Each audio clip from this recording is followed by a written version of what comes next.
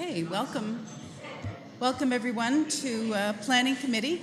I'm Liz Schell, I'm Chair of Planning. We have our full complement this evening. We welcome Councillor Holland, Councillor Osanek, Vice Chair Neal, Councillor McLaren, Councillor Turner, and we have a complement of staff tonight.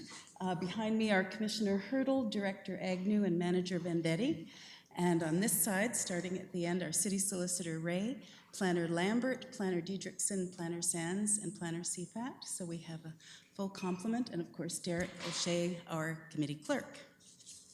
We have a number of public meetings tonight, and I will recognize Councillor Neal. Thank you very much. If I can find a seconder, I'd like to move a slight adjustment in the order of the meetings, since we have, these things are never slam dunk, but I think we have three shorter public presentations and a longer one. So I'd like the longer one to go last. So if the homestead proposal can follow the other three, I think that would be good for the people waiting. Okay, and so, that would make 85 Sydenham Street number 1. Yes. Okay, a seconder? Councillor Osanek? All those in favor? Thanks, and that's carried. But first I will read the public meeting introduction that we read before all public meetings. Notice of collection. Personal information collected as a result of this public hearing and on the forms provided at the back of the room is collected under the authority of the Planning Act and will be used to assist in making a decision on this matter. All names, addresses, opinions, and comments may be collected and may form part of the minutes, which will be available to the public. Questions regarding this collection should be forwarded to the Director of Planning, Building, and Licensing Services. The purpose of public meetings is to present planning applications in a public forum as required by the Planning Act. Following presentations by the applicant, committee members will be afforded an opportunity to ask questions for clarification or further information. The meeting will then be opened to the public for comments and questions. Interested persons are requested to give their name and address for recording in the minutes. There is a sign-in sheet for interested members of the public just outside the back door. No decisions are made at public meetings concerning applications unless otherwise noted. The public meeting is held to gather public opinion. Exemption to this rule is outlined in bylaw number 2006-75 to delegate various planning approvals to staff and to adopt certain procedures for the processing of planning applications subject to delegated authority. Council has authorized staff to use discretion in determining if an application can be a combined public meeting comprehensive report to expedite the approval process. Information gathered at public meetings is then referred back to Planning, Building, and Licensing Services staff for the preparation of a comprehensive report and recommendation to Planning Committee. This means that after the meeting tonight, staff will be considering the comments made by the public in their further review of the applications. When this review is completed, a report will be prepared, making a recommendation for action to this committee. The recommendation is typically to approve with conditions or to deny. This committee then makes a recommendation on the applications to City Council. City Council has the final say on the applications from the city's perspective. Following council decision, notice will be circulated in accordance with the Planning Act, and anyone with an interest in the matter may file an appeal. Interested persons are advised that if a person or public body does not make oral submissions at a public meeting or make written submissions before the bylaw is passed, the person or public body is not entitled to appeal the decision of council to the Ontario Municipal Board unless, in the opinion of the board, there are reasonable grounds to do so. And with that, I will open our first public meeting, which has now changed to 85 Sydenham Street. And Mr. Hickey will be presenting.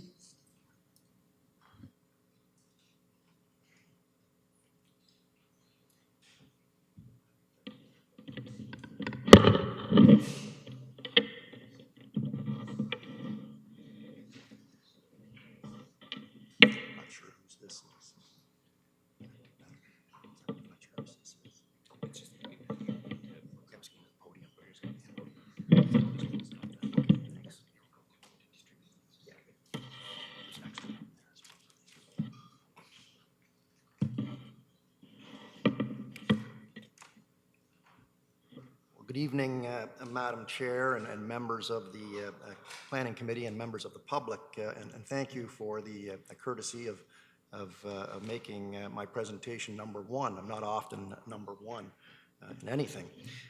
So a copy of my submissions have been distributed, and I believe that you have a copy of the staff report, which I'll also make reference to.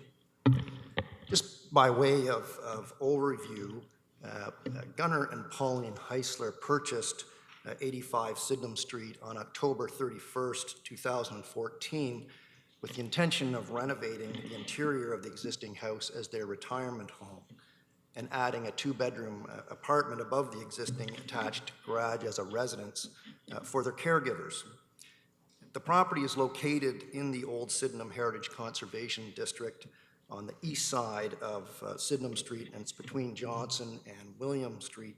And it's in the locations, it's shown as Exhibits A, B, and C, and D of the staff report of Lanny Hurdle.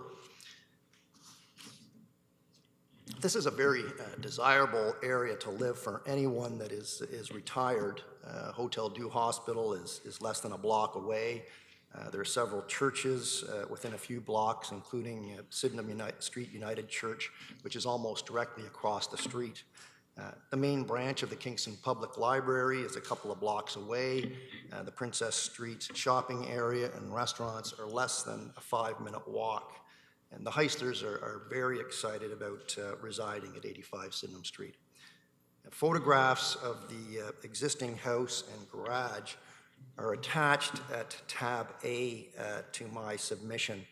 And if you take a moment to look at that, you can see from the photographs that the garage in its as-is condition is really inconsistent with the pastiche of the Sydenham district. As mentioned in the staff report, an amendment is required to the zoning bylaw to permit the addition to the garage, including relief from the minimum required lot area to allow 2 dwelling units on the property and relief from the maximum lot coverage. The 2-story stucco brick residential dwelling was constructed 204 years ago, and the garage was constructed in 1965. The proposed addition to the garage has been reviewed by the Heritage Committee, and a heritage permit has been granted. It is Mr. and Mrs. Heisler's contention that the proposed addition is consistent with provincial policy, conforms to the policies of the official plan, and is really compatible with the character of the neighboring dwellings in the neighborhood. The scale and height of the development is appropriate. It represents good planning.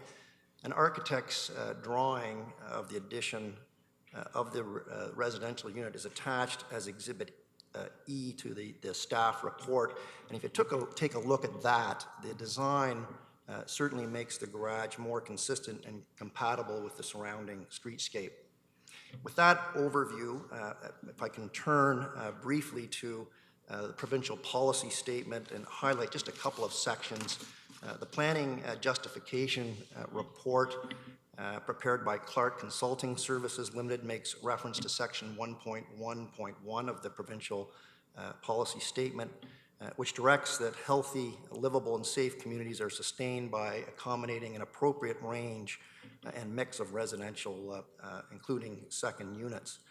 And then section 1.1.33 addresses intensification, and that's what really this is, and redevelopment in settlement areas.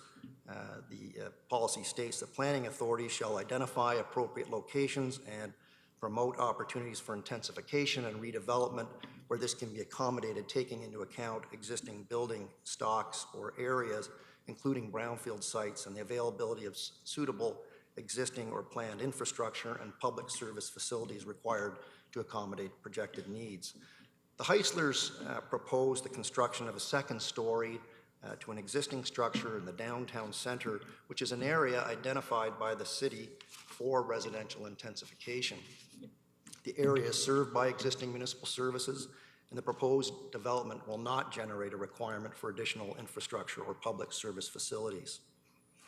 Turning next to the relevant official plan considerations, 85 Sydenham Street, as I mentioned, is within the urban boundary in the primary center of the city which has been identified as an area where intensification is intended to be focused.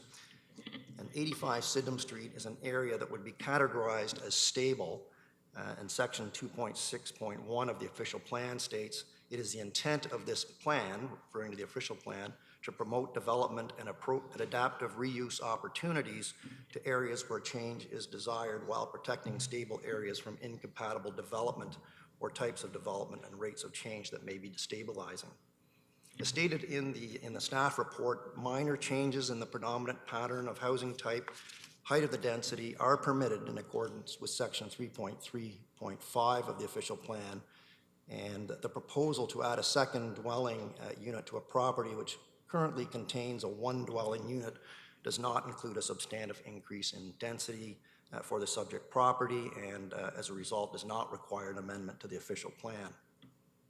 The proposal meets the intensification requirements of the official plan as a moderate increase in building height and density adjacent to transit routes, community facilities, and adjacent to mixed-use centers and corridors in accordance with section 3.3.8. As stated in the planning justification, the proposal development protects the stable character of the neighborhood and doesn't alter the type of land use within the stable area. The land uses in the immediate area include single dwelling units, duplexes, apartments, and institutional uses. This is not seen as a precedent setting and will not create any adverse effects. Section 2.7 of the official plan provides principles for land use compatibility, and section 2.7.3 outlines a list of potential adverse effects, including shadowing, loss of privacy due to intrusive overlook, and architectural incompatibility in terms of scale and style, massing, and color. A review of that list was completed for the planning justification as it applies to the proposed construction, and it did not identify any adverse effects. Section 3.3.9 of the official plan outlines requirements for conversions that involve a property with one residential unit converted to a property containing two or more residential units. And the requirements were reviewed in the planning justification and found to have been met. And the proposed addition to the garage is consistent with the adjacent building design. The existing garage provides adequate parking. There is adequate amenity area in the rear yard and second-story patio area attached to the existing house, and there will be no overview or shadowing of adjacent residences. The height of the addition on the garage will be a maximum of 0.25 or a quarter of a meter higher than the height of the existing residence, so a minimal increase. And section 7.2 of the official plan addresses the need to consider heritage protection. The existing structures at 85 Sydenham Street are part of the important heritage of the area. The proposed addition will not impact the heritage attributes of the subject lands or the adjacent lands, and approval of the development has been granted by the Heritage Committee. Turning then to what's required by the zoning bylaw for this proposal, the required relief from the zoning bylaw is indicated in the staff report.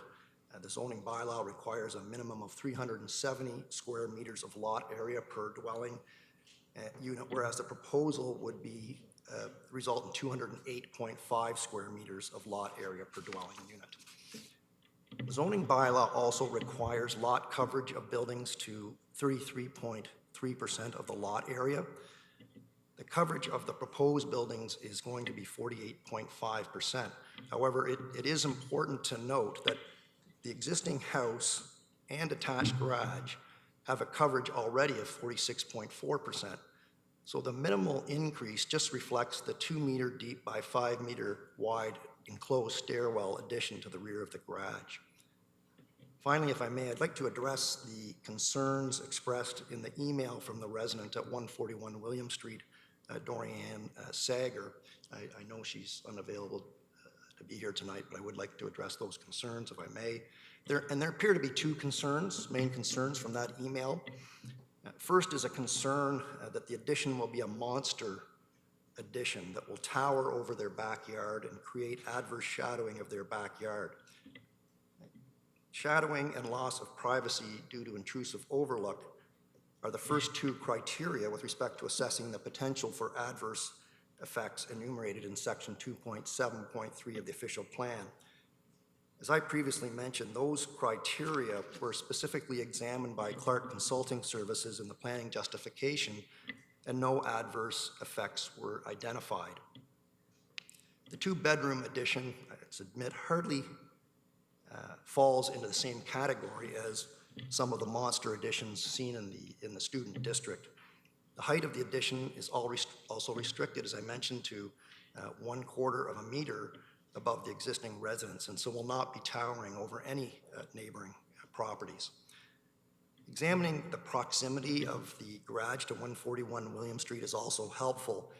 If you look at the aerial photograph at tab 8 of my submission, tab B,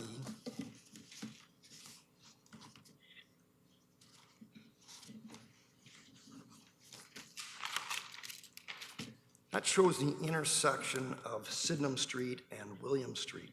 And the large house at the corner is the Secret Garden Inn, a bed and breakfast. And 141 William Street is the house next door, and it does have a lovely backyard. To the north on Sydenham Street is 83 Sydenham Street. It's a nice two-story limestone. And then to the north of it is the current residence at 85 Sydenham Street. And then immediately to the north of that is the subject garage. It's difficult to see with the trees surrounding it. But since the garage does not extend deep into the property at 85 Sydenham Street, there should be no shadowing effect on 141 William Street. And the site plan at Exhibit F of the staff report is also illustrative. The backyard, if you look at that Exhibit F, the backyard to 141 William Street would be kitty corner to the bottom right corner of the site plan. And the garage at 85 Sydenham Street backs onto its own sizable backyard. Given its location and its restricted height, there would be no intrusive overlook or shadowing of the backyard at 141 William Street. And I think Mrs. Sager may be referring to the existing deck of the existing restored residence, which does overlook the backyard at 141 William Street. But there's not going to be any change to that residence. If you look at Exhibit F of the staff report, that deck was restored, and during the restoration, a railing was included that was structurally capable of supporting a privacy screen, which was made visibly dense. And both those measures were taken in respect of the residents of the affected neighboring properties, including 141 William Street. The second main objection is that the addition would create a university student monster home. And without commenting on the discriminatory tone of the email, as already indicated, that is not a monster home. This is going to be a tasteful addition to the garage and an improvement to the neighborhood. The heritage permit requires a number of measures, including retention of the two-vehicle garage at grade, including the existing garage door openings and paved driveway in front, a roof sloping towards Sydenham Street with two peaked roofs on the facade, and a flat component to the rear, and a ridgeline set back 0.7 meters from the ridgeline of the existing dwelling at a similar angle, clad in charcoal gray asphalt shingles. Two openings on the front facade elevation of both second and third stories, including the two rectangular four-paneled planed casement windows to be of wood construction on the second story, two ocular casement windows of wood construction on the third story, four skylights on the front sloping portion of the roof to be flush mounted with a low profile, exterior cladding to the stucco with a panel inserted for the transition between the existing stucco to the new acrylic stucco in the garage. And the color of the stucco is to be similar to the existing house on the property, but a shade darker, and trim be colored to match the trim on the existing dwelling. As I mentioned, this is going to be a very fine addition to the street. As indicated earlier, the Heislers intend to reside in the existing residence at 85 Sydenham Street. Mr. Heisler is in his early 80s, and Mrs. Heisler is in her mid-70s, and they have a vested interest not to rent a two-bedroom apartment to rowdy students. Their longer-term plan, as I mentioned, is to have it available for their caregivers. And currently, the existing residence is leased to professionals, and the intent of the heisters is to do the same with the apartment until they move in. To summarize then, the proposed two-story addition to the existing garage to provide for a two-bedroom apartment is consistent with provincial policy. It conforms to the policies of the official plan and is comparable with the character of the neighboring dwellings on the neighborhood. The scale and height of the development is appropriate and does represent good use and planning, good land use. And accordingly, the applicant respectfully submits to this planning committee that the application for zoning bylaw amendment be allowed, allow the development at 85 Sydenham Street, that it be granted. And subject to any questions that you have, those are the applicant's submissions. Thank you. Could I hear from staff, please? Through you, Madam Chair, pursuant to the requirements of the Planning Act, notice of the meeting was provided through a sign posted on the property at least 20 days before the meeting, and notices sent to property owners within 120 meters of the property.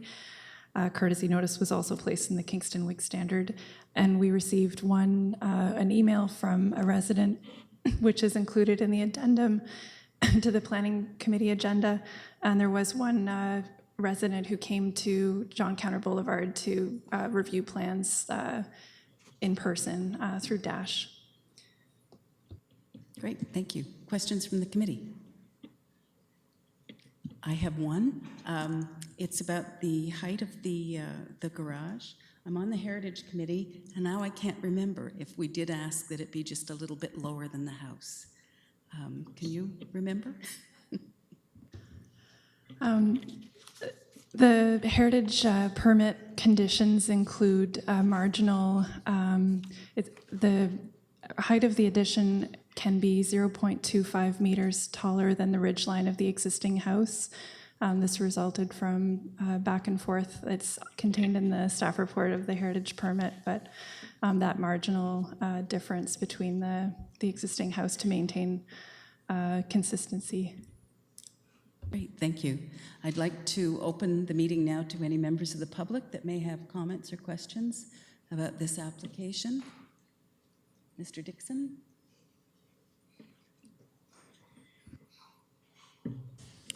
Thank you, Madam Chair. Frank Dixon, 495 Alfred, Apartment 2, K7K, 4J4. Mr. Hickey, thank you for your presentation. I do recall this coming through Heritage Committee, which I also attended when it was there, and you explained things very well, but the fair amount of complexity that's involved that you described, I'm wondering if maybe you could have considered providing some slides or having the material more in detail in the report than it is. Other than that, I have no objections to the project going forward, but just in terms of the format of the presentation, that's the only point I wanted to address.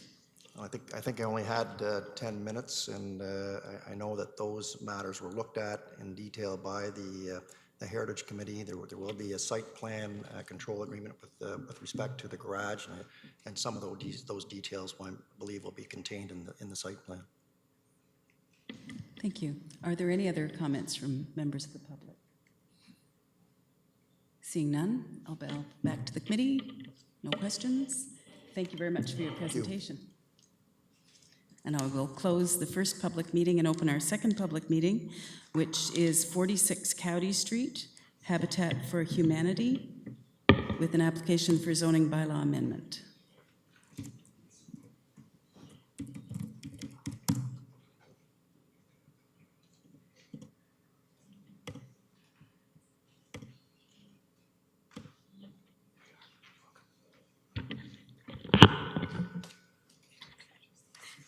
Thanks. Thank you, Madam Chair. And I'd like to thank the committee members for the opportunity to make this presentation about our project. I'd also like to take this opportunity to thank the staff. They've been very helpful and supportive of our project, so thank you. Just wanted to start with a little bit of a background of how we got to where we are. Bishop Michael Olton challenged the members of the Anglican Diocese of Ontario to live their faith through service to the community and not to focus on lands and buildings. In anticipation of the Church of the Good Shepherd on Cowdy Street being designated as surplus property, they asked the Queen's School of Urban and Regional Planning to find out what the community needs were. A number of items were identified, but for us, what relates to us are the programs that they suggested they'd like to see operating in North Kingston, as well as the need for affordable housing. And Habitat for Humanity was identified as a potential partner. The diocese actually went one step further, and they bought into the concept of the difference that affordable home ownership makes to a family versus affordable housing. Affordable housing is necessary, but affordable home ownership is what transforms families' lives. We were honored and excited to be selected as a partner with the Anglican Diocese of Ontario. We haven't built in Kingston for about 7 years because land is hard to find. This is a photo of the Church of the Good Shepherd as it exists now. Unfortunately, it's a close-up to show the planning department that we posted our sign, but it doesn't show the size of the lot. This is what our site plan looks like. We have a 3-year build plan. This year, we plan to build units 5 and 6. Next year, we plan to demolish the church, build a ministry center for them, which will then get deeded back to the Anglican Diocese, and build units 3 and 4. Then in 2019, we'll build units 1 and 2. This is our floor plan. You might want to turn your head a little. I think when I scanned it this morning, it's a little crooked. Habitat for Humanity builds simple, decent, and affordable homes. This is a 3-bedroom plan, which is 1,250 square feet, which actually is a little bit bigger than we normally build. But it's what we need to build in order to meet the building requirements. For example, we need to put a garage on, which we don't normally build. This is a copy of the elevation plan. I think we can all agree that it has great curb appeal and will be a nice addition to the neighborhood. In anticipation of this meeting, we held 2 community events. First was a block party on Tuesday, July 11th, where we showed the plans, talked about our partnership, built birdhouses with the children in the neighborhood, and had a barbecue. We answered questions about the project with about 100 people in attendance, which far exceeded my expectations. Then on Saturday, July 29th, we went door to door to see everyone in the 120-meter public notice area, to show them the same plans that I've just shown you, to provide general information about Habitat for Humanity's home ownership program, and answer questions. A few suggestions were made, such as trees along Adelaide Street and a false window on the right elevation of Unit 6, all of which we are now considering. Another, more major suggestion I expect will be brought up by one of the neighboring homeowners tonight. While not everyone was home, we did connect with all those who were. And we have 20 signed letters of support from the neighbors that live within that 120-meter area, which I can provide to you if you'd like them.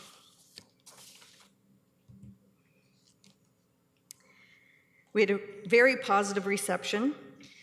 We've tried to be good neighbors.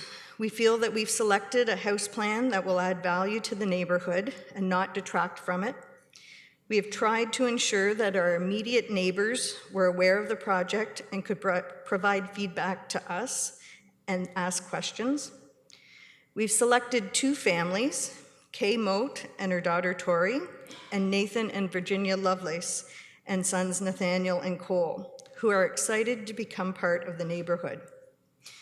Families who will purchase their homes at fair market value with no interest, no down payment, and monthly payments that are geared to their income. And their mortgage payments will be used to build more affordable homes. They will be paying it forward to more families. And their property tax payments will be used to pay for services in Kingston, just like each of you. Habitat for Humanity is about building strength, stability, and self-reliance. It's what makes our community great. We hope you agree with us that the Good Shepherd Legacy Project will enhance the community and approve it accordingly. Thank you. Could I hear from staff, please? Thank you, Madam Chair. Through you, notification requirements for this application were met in accordance with Planning Act. Notices were posted on the property 20 days prior to the public meeting, and 74 property owners were notified or through notices in the mail. One piece of public correspondence was received. The comments will be addressed through the comprehensive report. Thank you. Thank you. Questions from the committee? Councillor Neal. Yeah, you mentioned, I know the good work that you've done in the greater Kingston area, and some of your traveling home builders have gone elsewhere. But it's been some time since something was built in Kingston, is that right? Yes. Yeah. I think it's been about 7 years. Yeah, yeah. And I spoke with the diocese when they first started this project, and I think it's an excellent plan. Thank you. Thank you.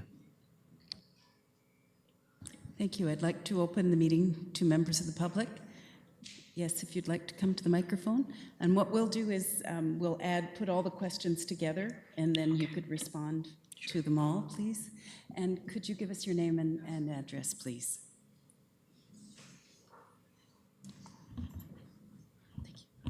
Hello, everyone. My name is Deborah Dowker, and I live at 836 Little Stone Crescent.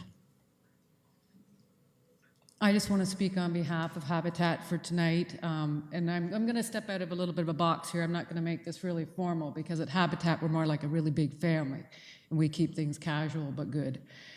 So what I'm going to ask everyone tonight, and when you're making this decision in zoning this property from institutional to residential, I'm going to ask that you do one thing. I'm going to ask that you close your eyes, and I'm going to ask that you imagine a home that your family lives in that is unhealthy, that's embarrassing, and that has mold. I'm going to ask that you think about that and think about what that would mean to a family, what that would mean to you if you were raising your children in that home. So what we do is we give people hope. And when you realize that you come across the paperwork for Habitat and you realize that your income could possibly qualify you for a brand new home. So you apply, you put in an expression of interest. From there you wait, and then eventually you hear, yes, we're going to move you on to the next step, and we're going to ask you to put in a full application. 2 weeks after you submit your full application, you're guaranteed a response from Habitat, and you find out that you've been approved. We're going to put you forward to the board to suggest you as a partnering family with Habitat. So you wait with excitement, and then you hear, yes, it's a go-ahead. But now we're at this stage where we're here tonight, where we need your help, and we need you to approve this property and changing the zoning, because without you, this will not be successful. So the second thing I'm going to ask from everybody here tonight is I'm going to welcome you to join Habitat. I'm going to welcome you to join us in our success. I'm going to welcome you to make the decisions that need to be made in order to make this project go forward. And I'm going to welcome you to, even if you want to go so far as to come out and volunteer with us, because when you make a decision, I think it's great if you can see the end result and see what it is that you've done and the impact that you've made in your community. Thank you. Thank you. Would anyone else like to speak to this application? Hi, please come. Oh, come on forward. Thank you. You're on, yeah. Good evening, and I'm not sure if I'm the one with the major concern. I don't think I am, but I'm Alex Rose Thompson, and I own the property at 122 Stevens Street, so my rear property line abuts 46 County Street. I'm also a heritage planner by profession, and I'm speaking on behalf of myself and my husband, Sean Thompson. So I'm here tonight to express a general support for the proposed redevelopment of the site by Habitat for Humanity, but I just wanted to take the chance to articulate a few key considerations that we both feel would improve the proposal, as well as minimize the impacts to the abutting properties. So at present, the proposal includes a 1.8 meter side yard setback to the north between the new houses and the abutting properties to the north, and a 6 meter exterior side yard setback at the corner of Adelaide. Just to make sure I'm being clear, I'm just talking about the two sides of the setbacks. So we feel that increasing the interior side yard setback to the north of the abutting properties and decreasing the exterior side yard setback at the corner would help to minimize the impacts to privacy and shadowing on the abutting properties, particularly for numbers 116 and 118, whose backyards will have the exterior side yard wall abutting them directly, which is not us. The historic precedent for corner setbacks in our neighborhood is about 1 meter, because it's an historic neighborhood. And additionally, the proposed development is across the street from a former public school building. So unless there's some sort of clear safety issue, decreasing that 6 meter corner setback would seem a reasonable approach to knitting this building into the existing neighborhood and allowing a greater setback between the new houses and the existing properties. We understand that the proposal does not currently meet the standards set out in the A zone, and as such, this amendment to the exterior side yard setback could be addressed within the site-specific zone being proposed. So in terms of the design, I would agree that the elevations facing County Street are quite acceptable and compatible. But we just wanted to note that both the south and north elevations, which are the facing Adelaide Street and the wall facing the abutting properties, are blank at present. We both feel that some articulation and depth is needed on these elevations, both for the outlook of the abutting properties, but most significantly on the corner property, which will act as a focal point and a feature at the corner. So for example, the introduction of windows or even glazed windows, a variation in external materials would be a modest and affordable solution. This is best practice in urban design and is referenced by the city's design guidelines for residential lots. So for example, they say create facades that address both streets on corner or flanking lots. Use design elements such as wraparound porches, sunrooms, bay windows, and side entrances. Design should emphasize visibility and the potential role of corner buildings as landmarks or orientation structures within the community. And my last small point is the planning justification report speaks to preserving mature and existing vegetation on site in order to maintain privacy. However, the tree report recommends removing all the trees and replanting with additional new ones. We are not entirely clear on which approach is being taken at present, but just we do strongly feel that the preservation of any mature vegetation would help to mitigate the impacts of the new development, as well as to soften the character and tie it into the neighborhood. So thank you for your time. I appreciate it. Thank you. And have you sent that to planning staff?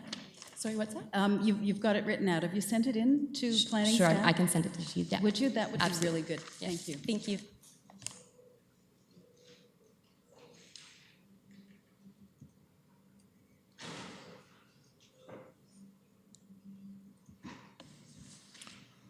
Yes, thank you for your presentation.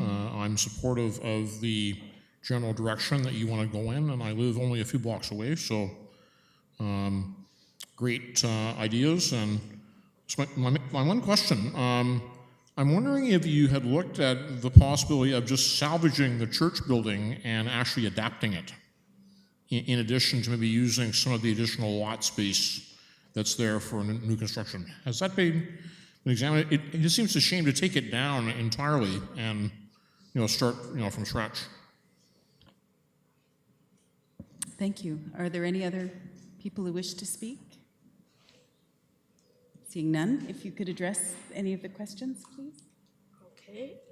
I guess I have to try and remember what they all were. I'll start at the end. Well, some really are directed to staff Right, about yeah. the changes. One was mainly the trees, I think, and why you decided the church would be Right. turned So down. the church, the diocese would like the church taken down. They're looking for a smaller building on one level, about the size of a single-family home, about 1,000 square feet. The existing church doesn't meet their needs. And so we have agreed to do that on their behalf and then donate the property back to them. With respect to the trees and the design, I think anything that we can do to enhance the property without overly increasing the value, because that's what the families pay, is the fair market value. So we're trying to keep it within an affordable amount so that their mortgages will be 25 years long and not 35 years based on their income. So yes, we would gladly look at anything that would enhance the project, taking advice from the city staff. Thank you, who will be receiving that note, so I think that'll be helpful. I'll go back to the committee. Any further questions? Seeing none, thank you very much for your presentation. Thank you. And with that, I will close public meeting number 2 and open public meeting number 3, which is application for zoning bylaw amendment, respect to 1707, 1709, 1711, 1713, and 1715 Executive Avenue.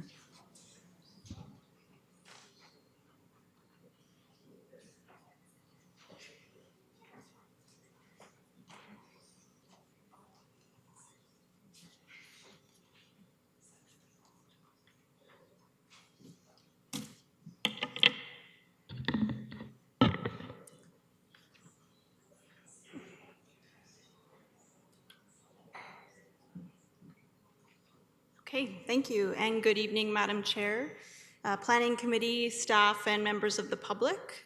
My name is Jennifer Guerra, and I'm a land use planner with Foten Consultants, and I'm pleased to present an application for zoning bylaw amendment for 5 lots on Executive Avenue on behalf of Green Homes.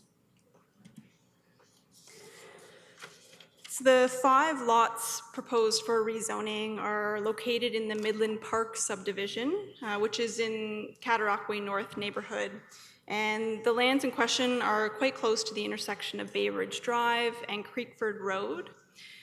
And the lands are also in very close proximity to many services, amenities, shops on Gardner's Road to the east, as well as the Invista Center. So this slide shows the subdivision design that's currently under development and the 5 lots proposed for rezoning, which are in the northwest corner. So this is phase 4 of the Midland Park subdivision specifically, and this phase has, in addition to a park block, 104 residential lots, which are all slated for single detached dwellings, including the 5 subject properties. So these lots are within the R236 zone, which is a special residential type 2 zone, which applies to a large portion of the Midland Park subdivision. And this zone not only includes a minimum front yard setback, which is 4.5 meters, but also a maximum front yard setback, which is 7 meters. Now, individually and in combination, the minimum and maximum front yard setbacks are intended to establish a desirable streetscape, one where houses are brought a little bit closer to the road than what we saw in some of the older subdivisions, and also provides provisions that are aimed at reducing the scale of garages and influencing the design and location of the garages. But what we found on irregularly shaped and specifically pie-shaped lots is that the maximum front yard setback has the effect of really limiting what width of dwelling you can have on the lot because it pushes the structures closer to the street where the lot really narrows. So what we're proposing is a zoning amendment for these lots in order to provide a greater maximum setback so that we can fit wider dwellings on these pie-shaped lots. Now, this figure provides a sense of what kind of increases we're talking about. So the green line, and I see in the slides it's kind of hard to differentiate between the green and the blue, but the green lines are the ones closer to Executive Avenue, and those are the required 7-meter front yard maximum setbacks, and we're proposing an increase to the blue lines, which are slightly further set back and summarized in the table on the left. Now, you might be wondering why the 2 end lots, which aren't pie-shaped, are included in the zoning amendment. We're proposing a modest increase for these lots in order to provide a gradual transition to these increased setbacks so that we're not creating an abrupt change in the streetscape.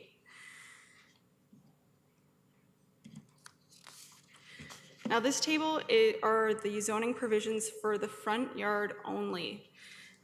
So increasingly, zoning for newly developing neighborhoods includes additional and more complex front yard provisions, and the purpose of this is to essentially influence the streetscape, try to bring houses closer to the street, create a more uniform setback along the road, and as well as control the design and the location of garages and trying to avoid sort of the 80s and earlier snout houses.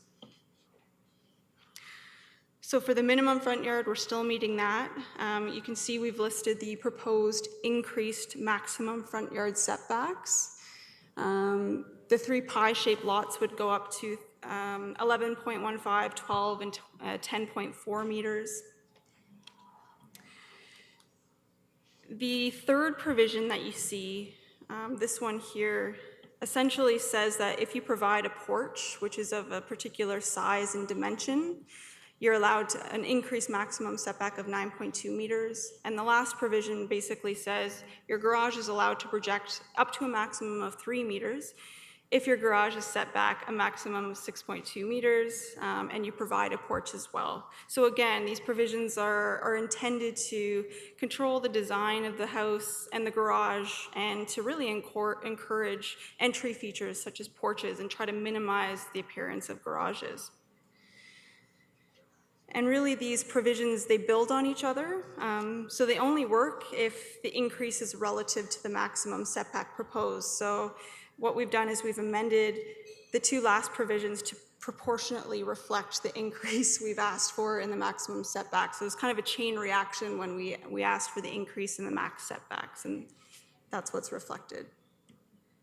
All other provisions are being met, the uses are permitted, frontage, all of the yards, the driveway width, the garage location, parking continue to be met. And to summarize, it's my opinion that the proposed amendment is appropriate as it addresses a constraint resulting from the irregular shape of 3 lots. And the relief for the end lots will provide a gradual transition to the increased setbacks in the pie-shaped lots in the corner. All other zoning provisions are met, perhaps most notably the rear yard. So despite that we're shifting the buildings back a little bit, it's not at the expense of rear yard amenity. That's still being met. It maintains the approved form and density of residential development. In phase 4 alone of Midland Park, there's 104 lots, and this is only going to affect 5. So 95% of the phase of the larger subdivision will be affected. And finally, the proposal conforms with the official plan policies related to residential uses, functional needs, and compatibility. And with that, I invite any comments or questions. Thank you. Thank you. Could I hear from staff, please? Thank you, Madam Chair. Through you, notice of this public meeting has been provided in accordance with the Planning Act.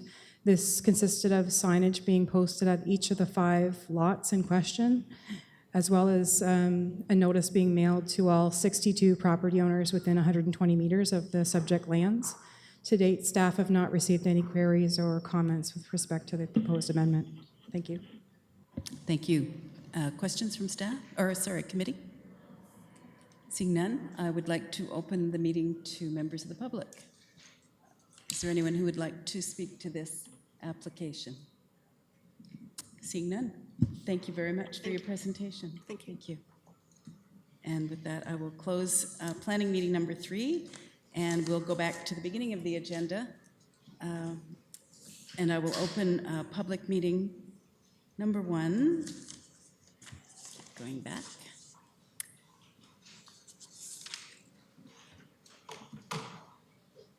And this is the application for 5157 Queen, 18 Queen, and 282 Ontario Street. And Mr. Toe will be presenting. Yeah, well, is that the one you cut and paste there? Yeah, that's the one I just. Okay, thanks, perfect.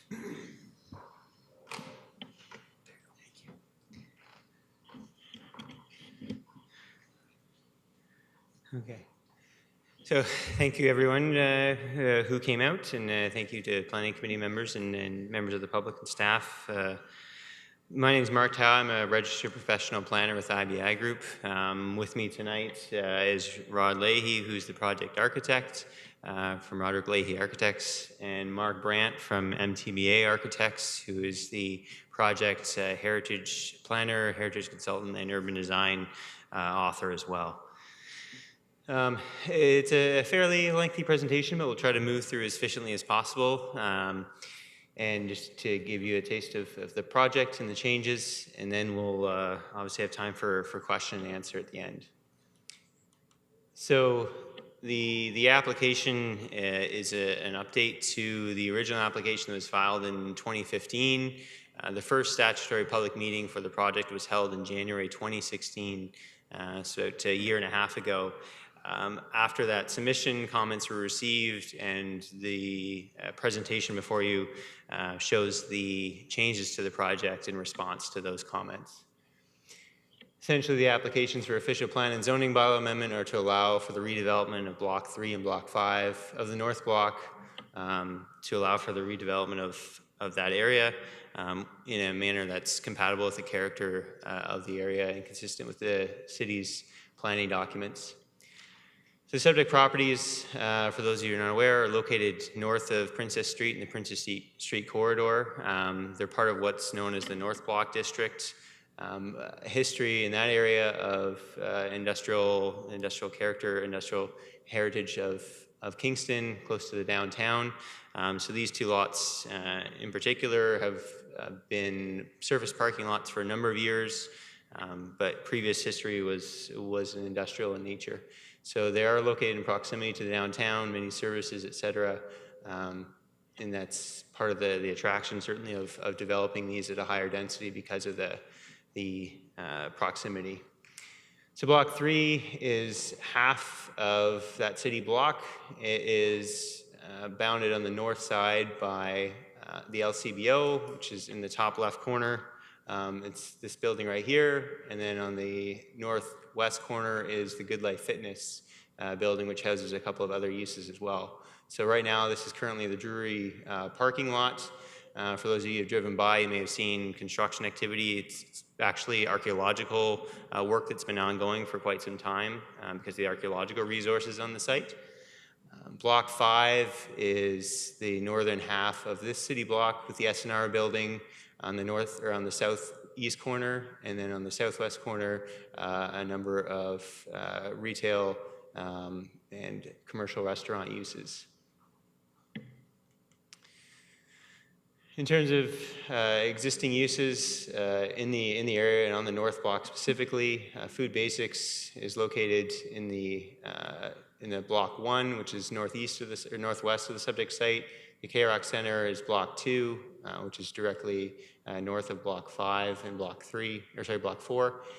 Block 3, as I already said, it's Good Life, and then LCBO down here on the other part. And then Block 4, which is directly across from both Block 5 and Block 3, the subject properties, is the Utilities Kingston Hydro Building, also home of the former city police station as well. And that's a city-owned block in its entirety. And then finally, Block 5, the south half, is the S&R building. In the broader context, in the downtown, it's north of the lower Princess Street corridor, the Market Square Heritage Conservation District, and Sydenham Ward Heritage Conservation District. On the south waterfront, redevelopment has been more significant compared to other areas of the downtown, with a number of larger buildings coming into form over the last number of years. And on the in the north waterfront, development has been slower. Redevelopment of former industrial lands along the waterfront and inland have been slower. Certainly the K-Rock Center has been the biggest spurring on of development north of the downtown in terms of a large-scale development, though others have happened as well. So this would be kind of the first larger scale residential projects on the north side of the downtown, with the exception of some others, such as Anna Lane to the north at 9 stories, which was completed a couple of years ago. I'll now pass the presentation over to the project architect, who will go through the proposal and changes thereto. Thank you very much, Madam Chair and members of Planning Committee. It's nice to be back in Kingston on a beautiful day. It was a little warmer than the last time I was here in January. I thought I'd quickly just go through some of the broad brush changes that take place over the last 18 or 19 months. So after the proposal back in, I think, January, February last year, we received comments. The project went through peer review, and we went back and began to do some notable changes to the project. And we can start with block 3, and you can see on the slide, just the button for the. That's it. Yeah, the outline in red is basically the profile of the project that was brought forward last year, and the rendered image is what's being brought forward today. In broad strokes, we basically have removed 3 stories in building height from the original 20-story building down to a 17-story building. The overall size of the tower portion has reduced from almost 12,000 square feet down to about 11,500 square feet. And the overall building area in terms of total building mass has been reduced by almost 100,000 square feet just within this site. The biggest change from a programming point of view, in the original proposal we had included for a public parking garage in this area. That's now been replaced with some ground floor retail along King Street, as well as residential units on the 2nd to 5th floor. As see in building with basically, again, the red outlining where we were compared to where we are today, and a general reduction. On block 5, again, the same process took place. A little different in terms of the building metrics. The building height was reduced in this case from 20 stories down to 19 stories. And the podium area has been reduced from 7 stories down to 5 stories. Most of that was achieved through the elimination of Homestead was looking to relocate their head office to this. There is, after we've gone through this, there is some talk about possibly introducing the Homestead office back into the program. So there could be a subtle change take place in this area to incorporate some office use back into this building again. And that would include having their rental office on the lower floor facing King Street. Again, the building's just showing the general outline. And if we go back to block 3, the biggest change from a site plan point of view was the relocation of the placement of the tower. And it was felt from the original design, we had the tower pushed much closer here. It was over in this area and quite a lot higher, and there was a feeling that it was a negative impact or adverse impact on Wellington Street. The idea was to reduce the overall size of the tower, the height of the tower, the width of the tower, but more importantly, its placement on the site to reduce its overshadowing or impact onto Wellington Street. The use materials, again, we've been a little bit more forceful in the use materials to sort of break down the mass of the building at grade. We find with these tower and podium buildings, you begin looking at the building from a cityscape and then from a streetscape and then down to a pedestrian level. And at each level, you begin to increase the amount of detail, increase the animation involved and sort of the tactile feel of the building. So we went back and looked to try to create a little bit more bolder statement, trying to break up the mass of the building from a streetscape level to, as you begin to look from a further away, you begin to use different materials to try to make the towers a little bit more even more slender than what they've become. But more importantly, at a street level, we begin to really look at the impact on how the pedestrian views the buildings. And the idea is to create almost an appearance of multiple buildings down as opposed to one large building mass, and to create a little bit more of an animated streetscape.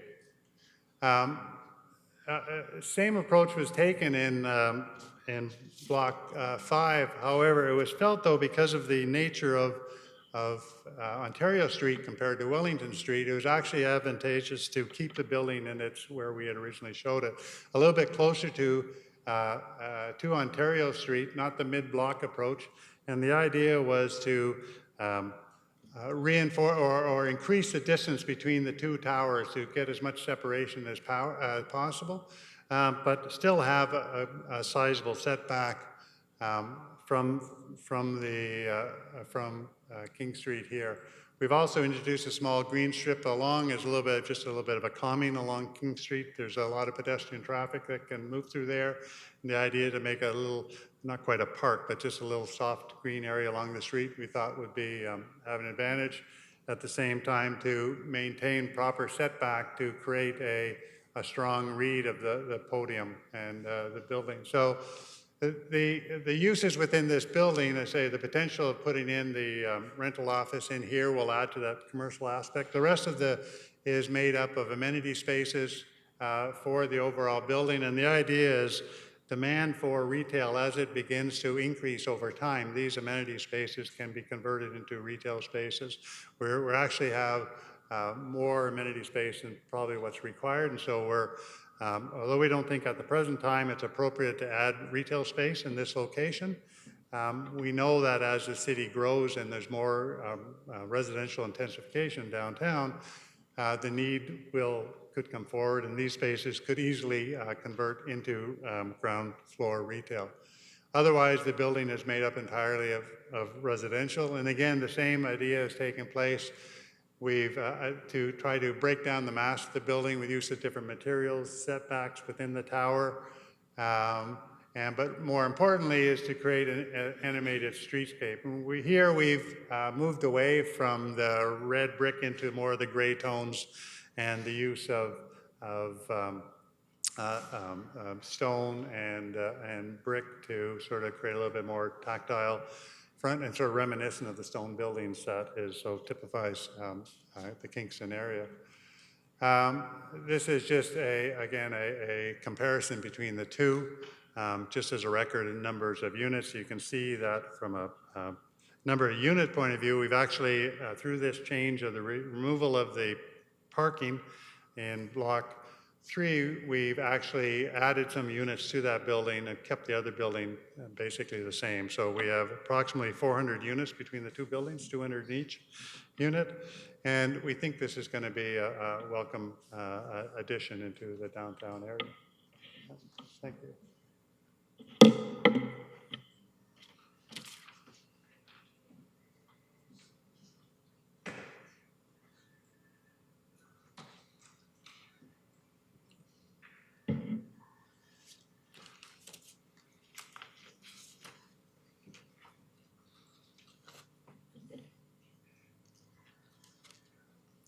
Hi, good evening, Madam Chair, Committee, and members of the public. Thank you very much for the opportunity to present to you this evening. As Mark indicated, my name is Mark Brandt with MTBA. We are an architecture, urban design, and conservation firm that specializes in these areas. Our role is a little bit different in that we are evaluating the development of the design and the results of the design. And as Mr. Tao indicated, we have two roles in that evaluation process. One is on the heritage side and one is on the urban design side. So I'm going to just go over with you what our findings were and a little bit about what our process was in order to do that evaluation. We're going to start with heritage.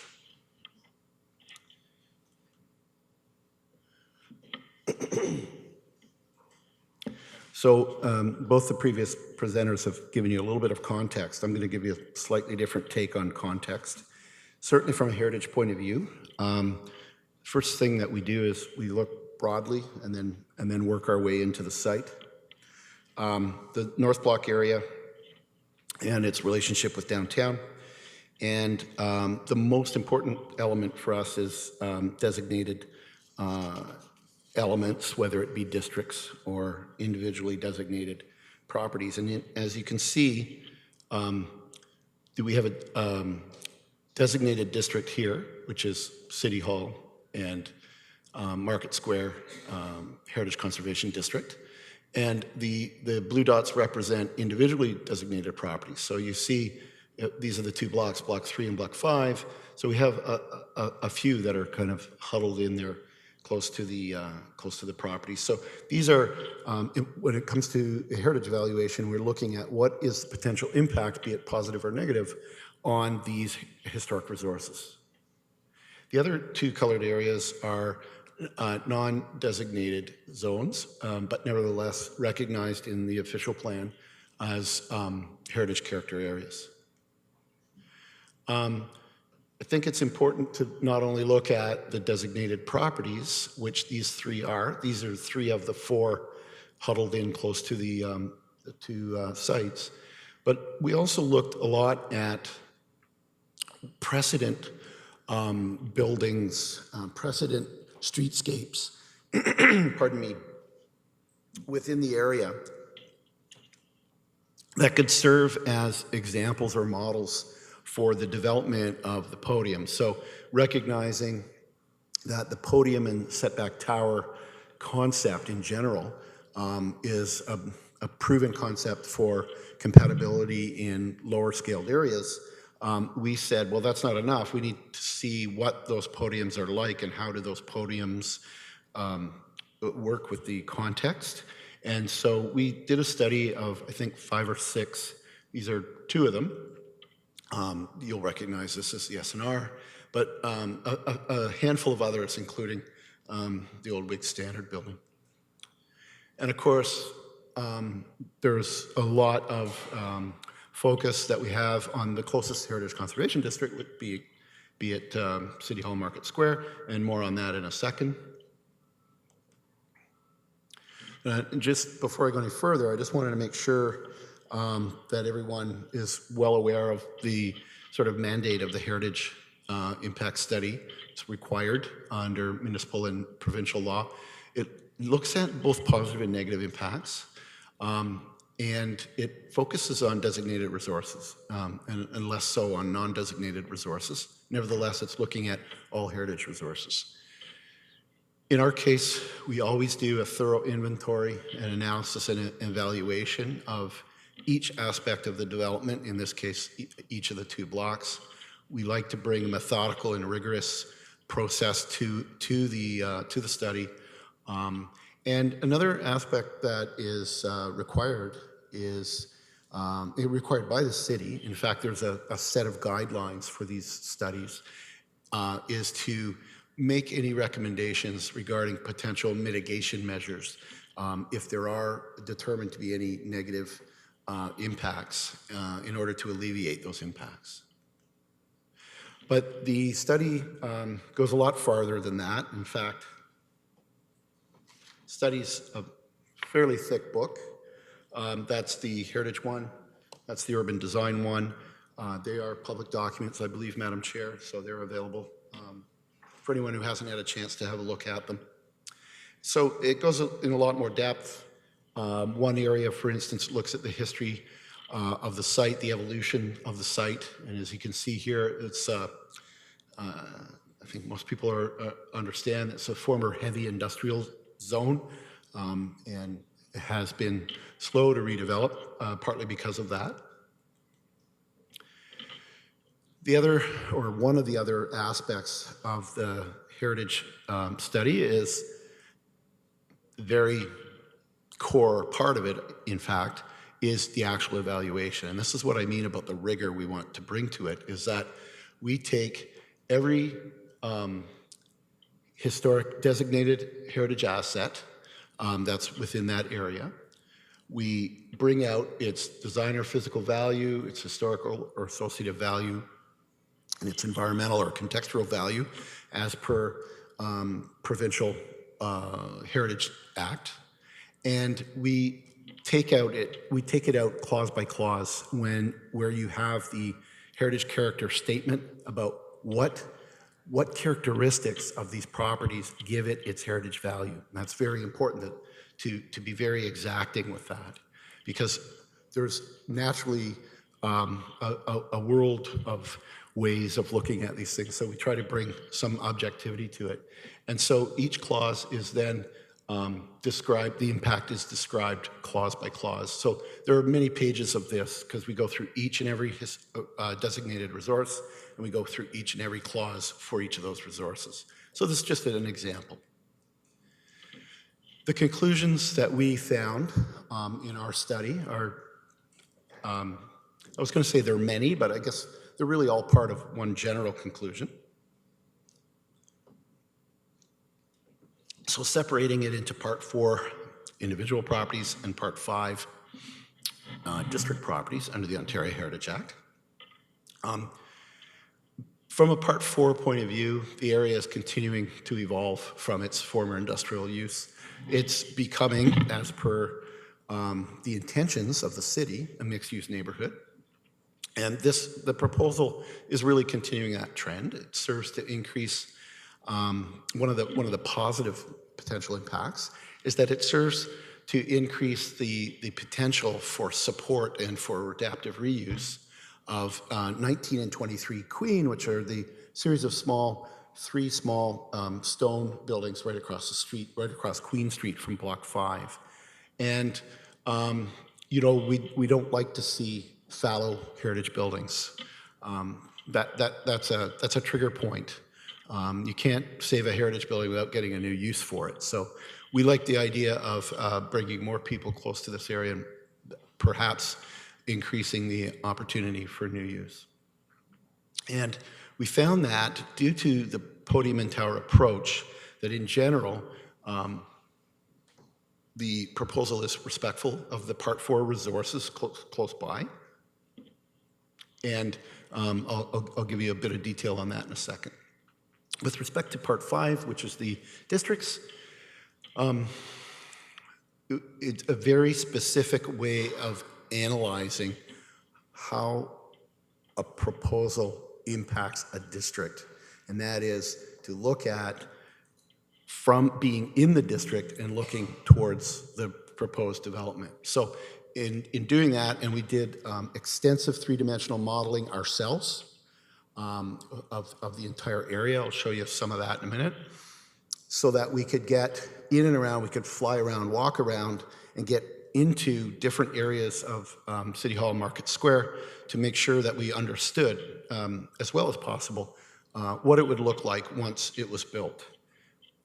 And our finding was that for the Heritage Conservation District of City Hall and Market Square, proposed development does not impose itself so strongly upon that resource, the district, that it prevents the viewer or attendee in the square from comprehending its heritage value or causing a change to the character-defining elements, which we don't define, that are already laid out in the Heritage Conservation District Plan.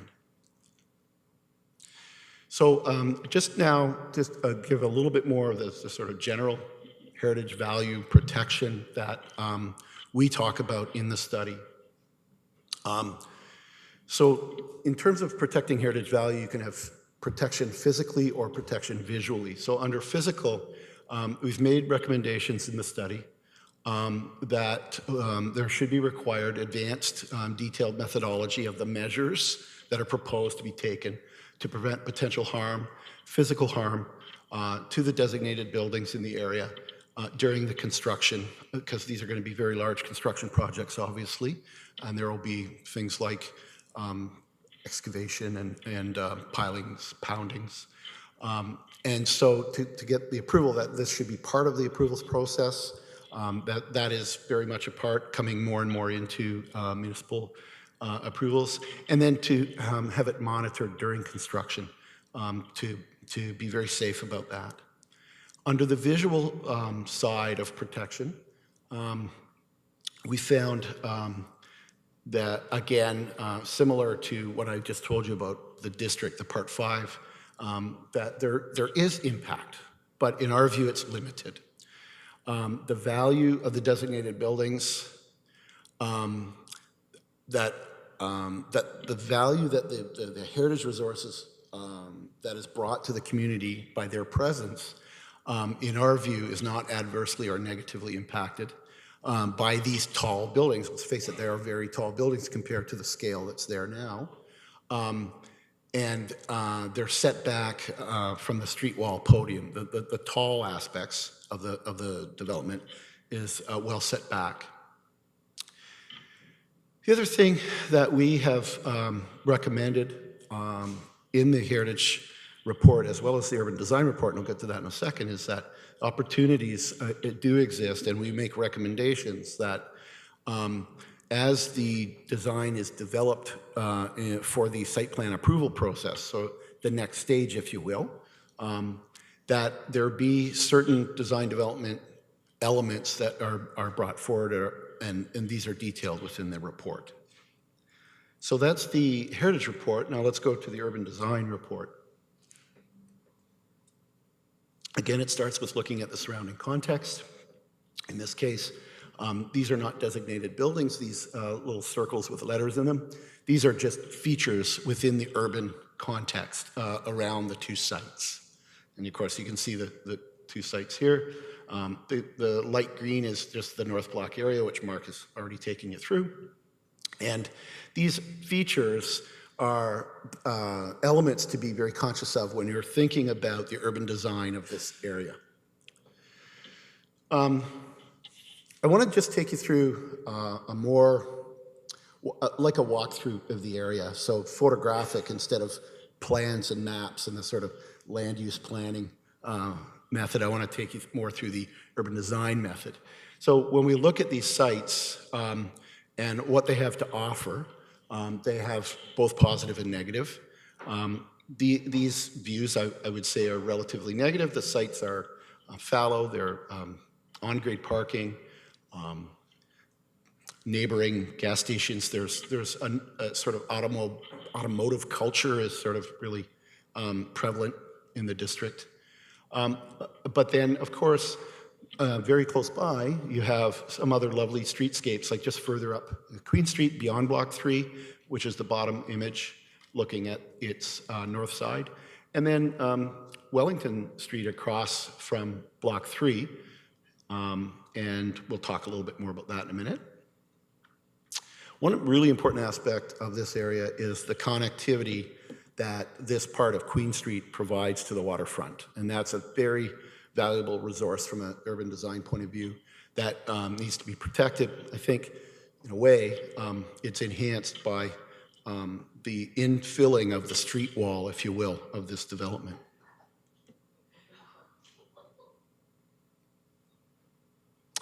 Looking the other way up Queen, you get a very different view, and you see this is the Anna Lane apartments that Mark mentioned. And Block 5 is to the left. Block 3 is just beyond the hydro substation.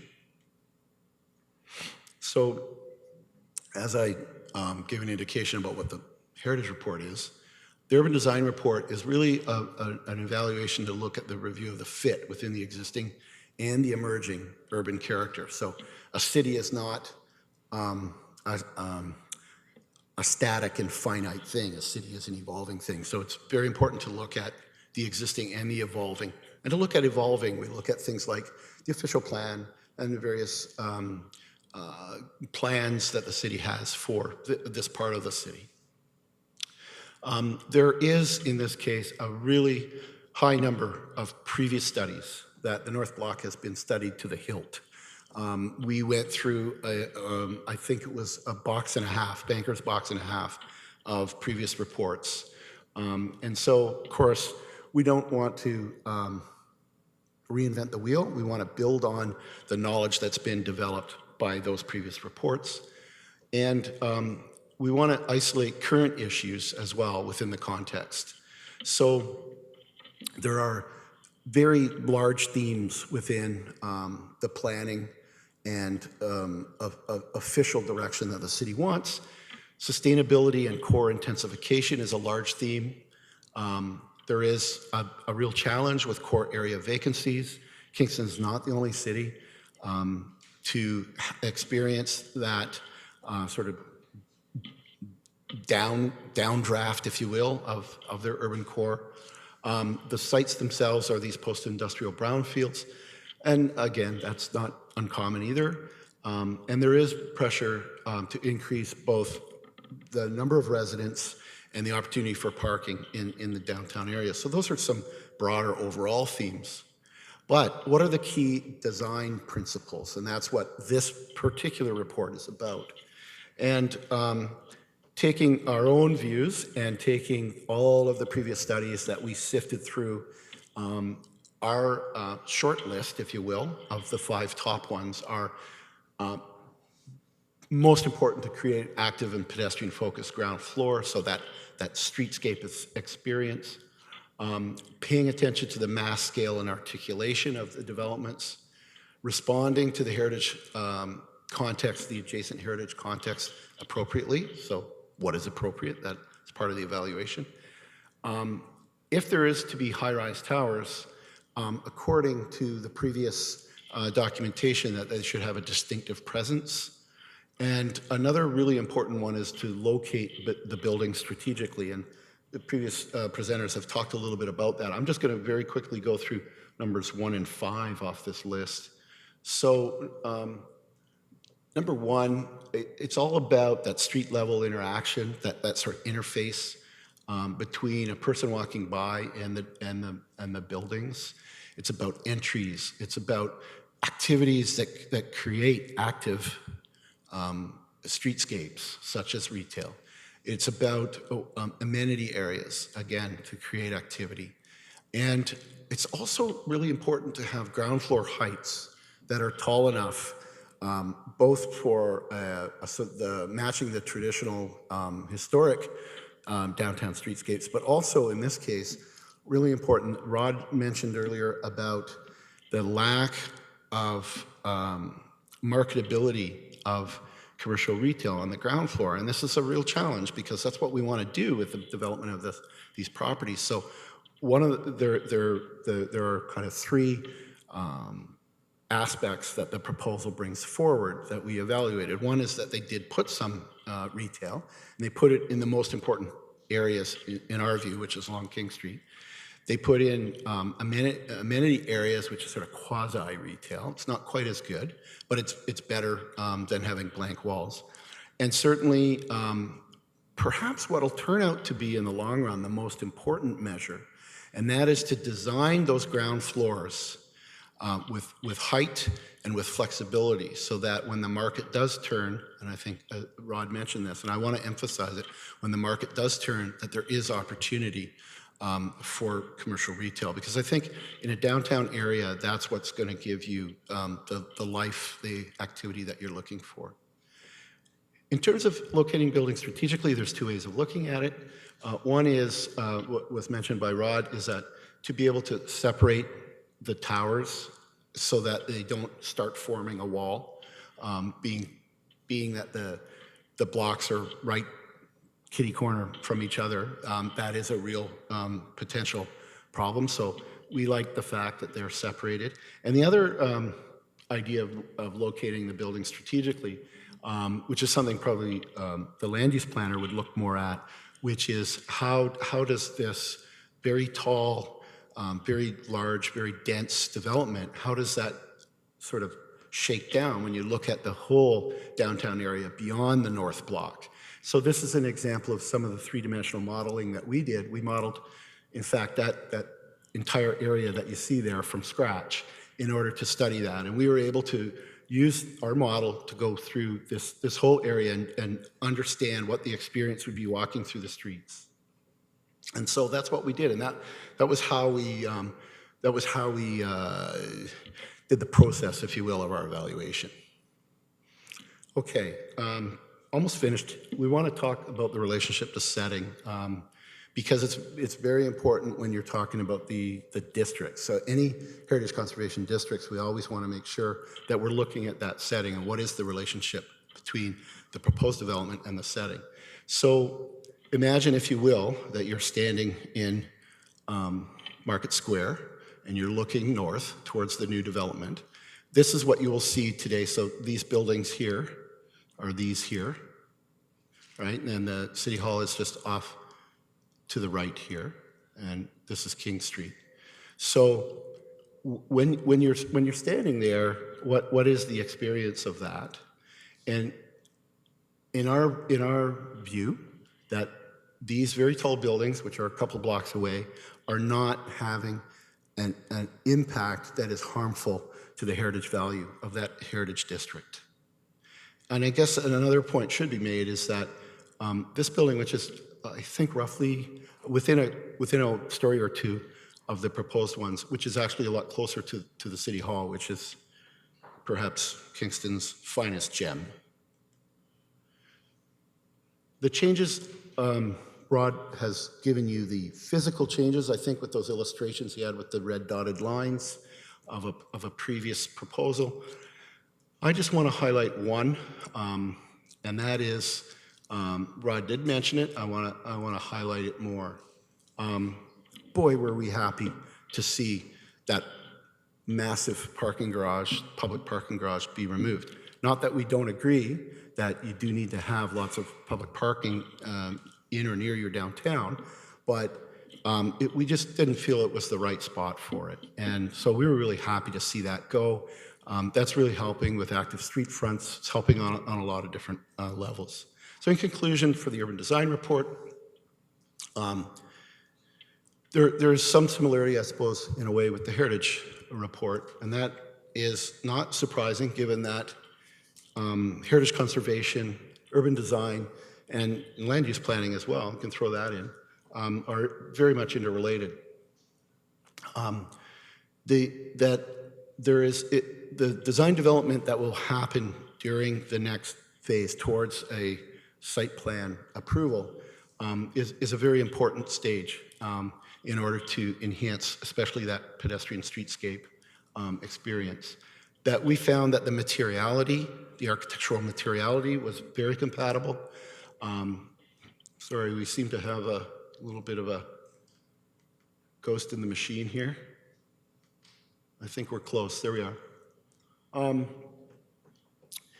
In our view, and primarily because, again, of those podiums, and by today's urban design standards, where Kingston, Canada, are not the only places where we're looking to intensify properly our cities, is that the tower height, in our view, is acceptable. The ground floor articulation, I can't say it enough, it's the most important, and so effort should be concentrated here as we move forward through the design. We have made recommendations for improvements for a number of those areas, so if you look at the report, you'll see a number of recommendations. We talk a little bit near the end of the report about the potential for gateway along Ontario Street. We think that's important, that's why we wanted really very much to see at least a bit of green space on the Ontario Street side. We think that on balance, the positives definitely outweigh the negatives. And with our improvement recommendations to be executed during the next stages, we think that demonstrates appropriate urban design. Thank you.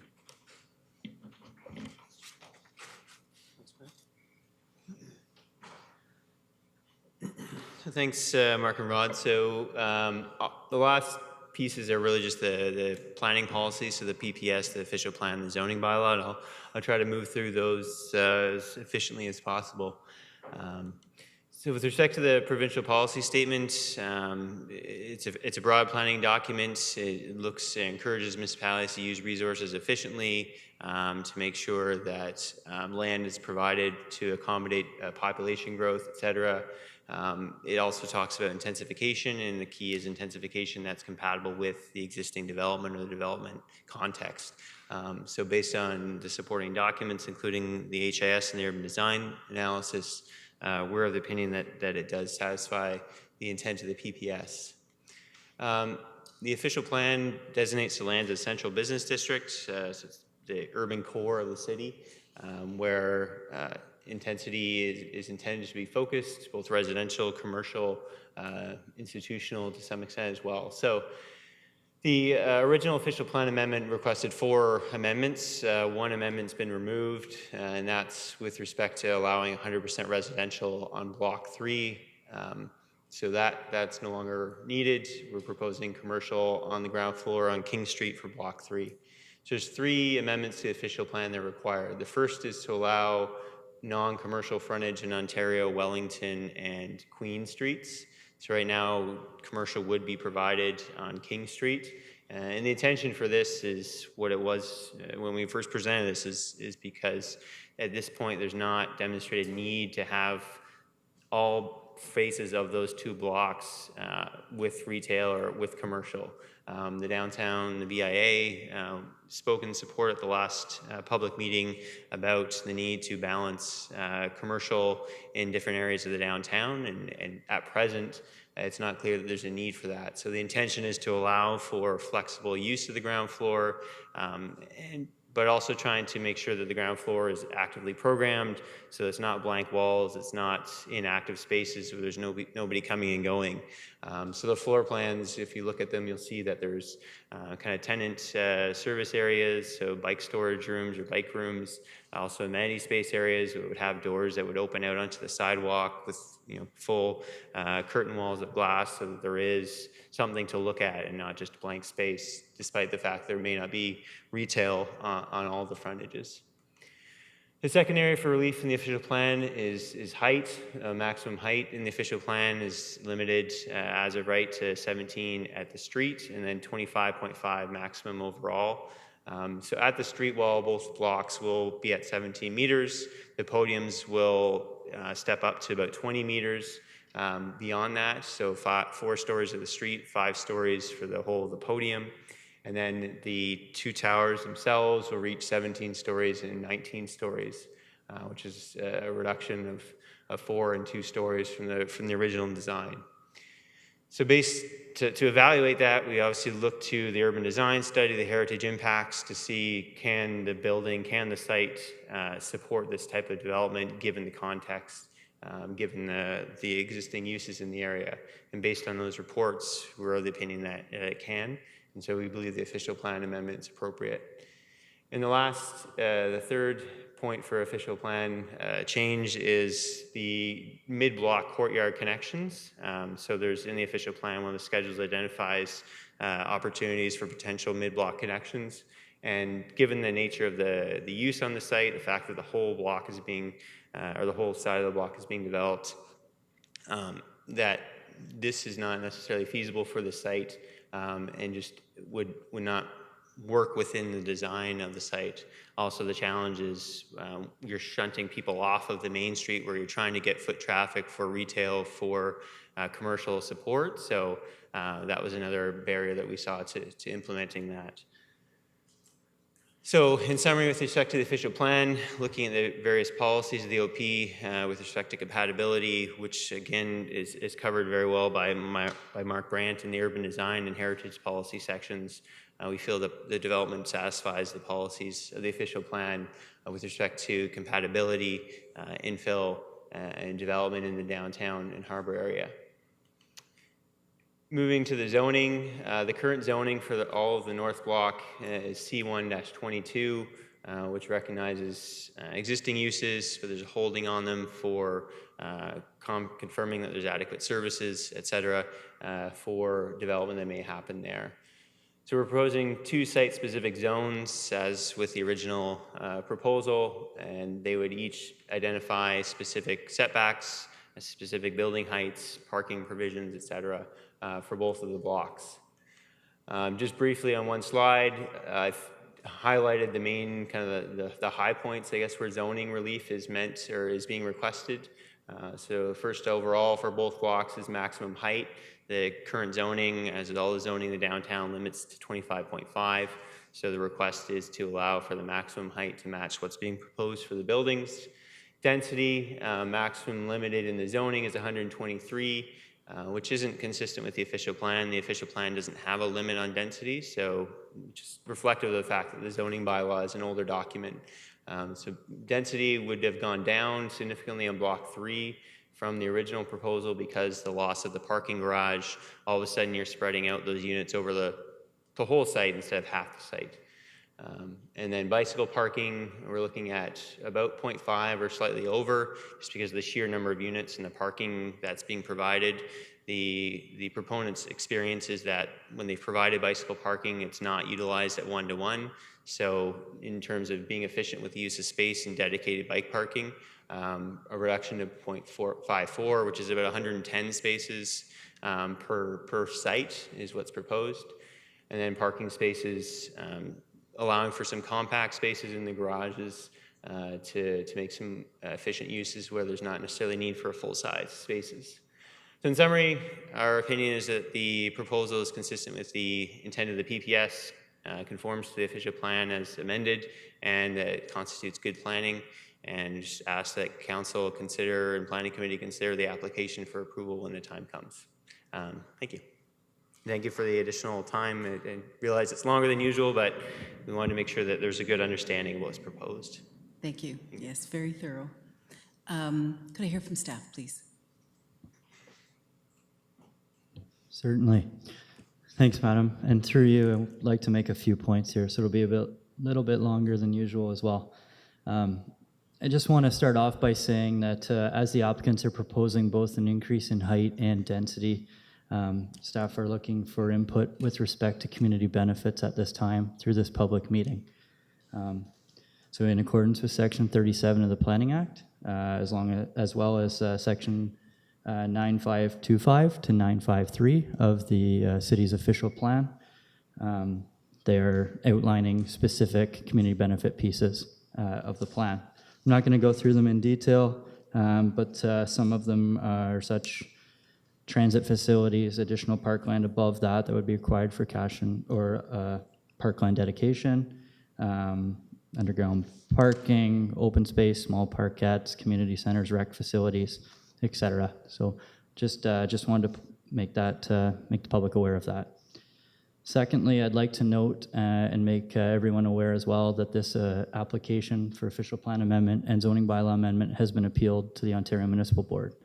That appeal was submitted June 8th, 2017 by the applicant Homestead Land Holdings on the approval authorities or council's failure to make a decision within the prescribed amount of time, 188 days for an official plan amendment and 120 days for a zoning bylaw amendment. Just further to that, this is not a statutory public meeting. The statutory public meeting with respect to the two files presented tonight was held February 18th, 2016. So this is a non-statutory public meeting that is being held to seek public input with respect to community benefits, as well as public input for council's consideration in moving forward through the process.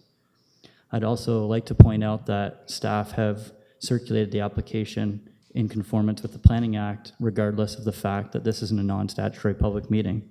So with that, all of the signage on Block 3 and Block 5 have been updated to reflect such matter.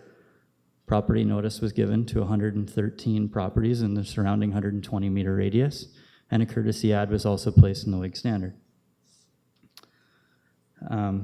I've already mentioned the point regarding community benefits, but I want to mention the fact that that's still open, and tonight is not the only opportunity for you to provide that. Staff's contact information is public, as well as all of the submitted materials and supporting studies are all online through our DASH, which is our Development and Services Hub, and we're located at 1211 John Counter Boulevard. To date, following the resubmission, there's been one piece of public correspondence that was received. That was a written letter, and I believe it has been included as part of your added tonight. There have been no telephone calls nor inquiries made at the offices, 1211 John Counter Boulevard. Thank you. Thank you very much. Questions from the committee? Councillor Neal. Yes, thank you, and thank you for your presentation. A couple of questions. First, from the architect, I appreciate the 5-story podium and somewhat modest, but a setback for the tower behind it to address the whole issue of streetscape and human scale. I know that angular plane is something else that's used to mitigate those kinds of issues. But your plan seems to be a 90-degree podium and a setback and a 90-degree tower. Have you, why wouldn't you have considered angular plane as a way to mitigate some of that, some of those issues, streetscape issues?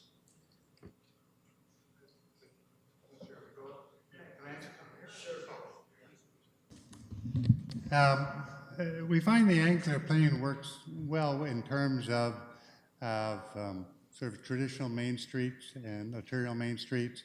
But when you're looking at the concept of trying to concentrate the mass into a tower and reduce the podium, then the angular plane works really well with regards to the design of the podium. Then what happens as you move the building in our opinion, becomes less relevant because the focus becomes really shifted to the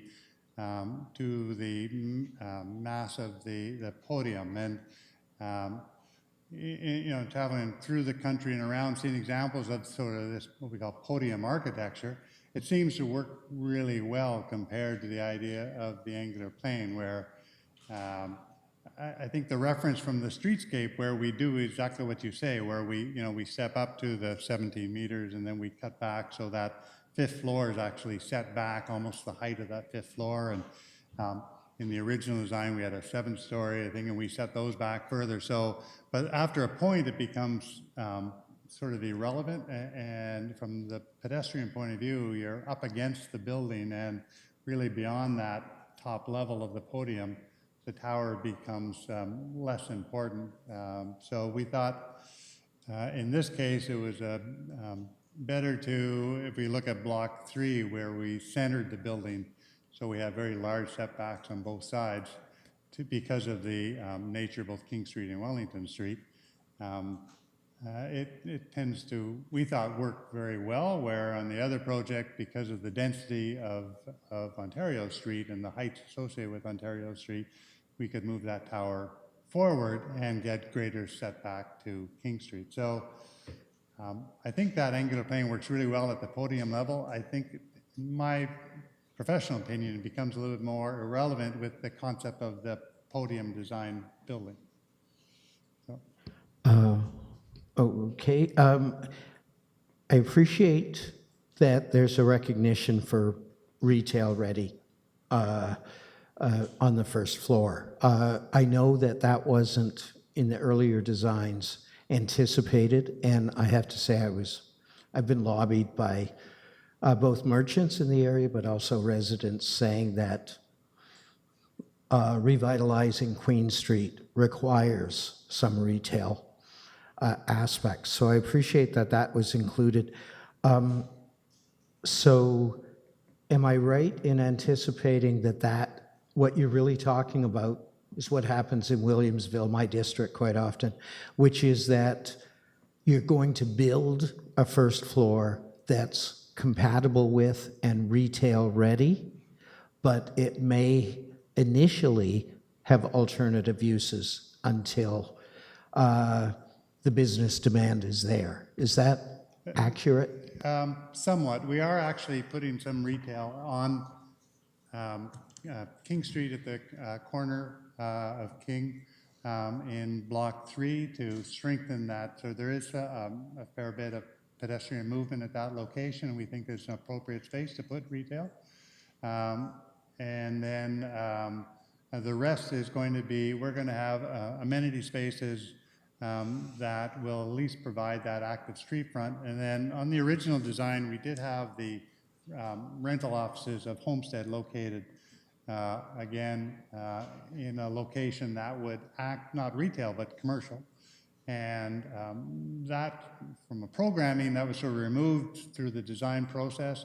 It's now sort of entering back into it. So we would be looking at the potential to introduce a commercial aspect. It's not retail, but it does involve a lot of street activity with obviously the people coming and going from the office as well as the office users. So the rest of the building, though, would be designed to meet future needs, hoping the core of Kingston keeps growing and demand for retail grows with that.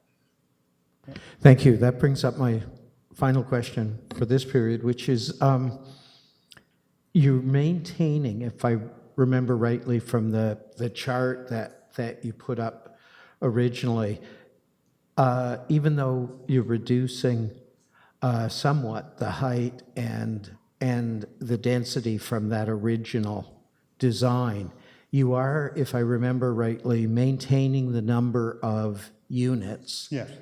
And in one case, having a very modest increase in the number of units.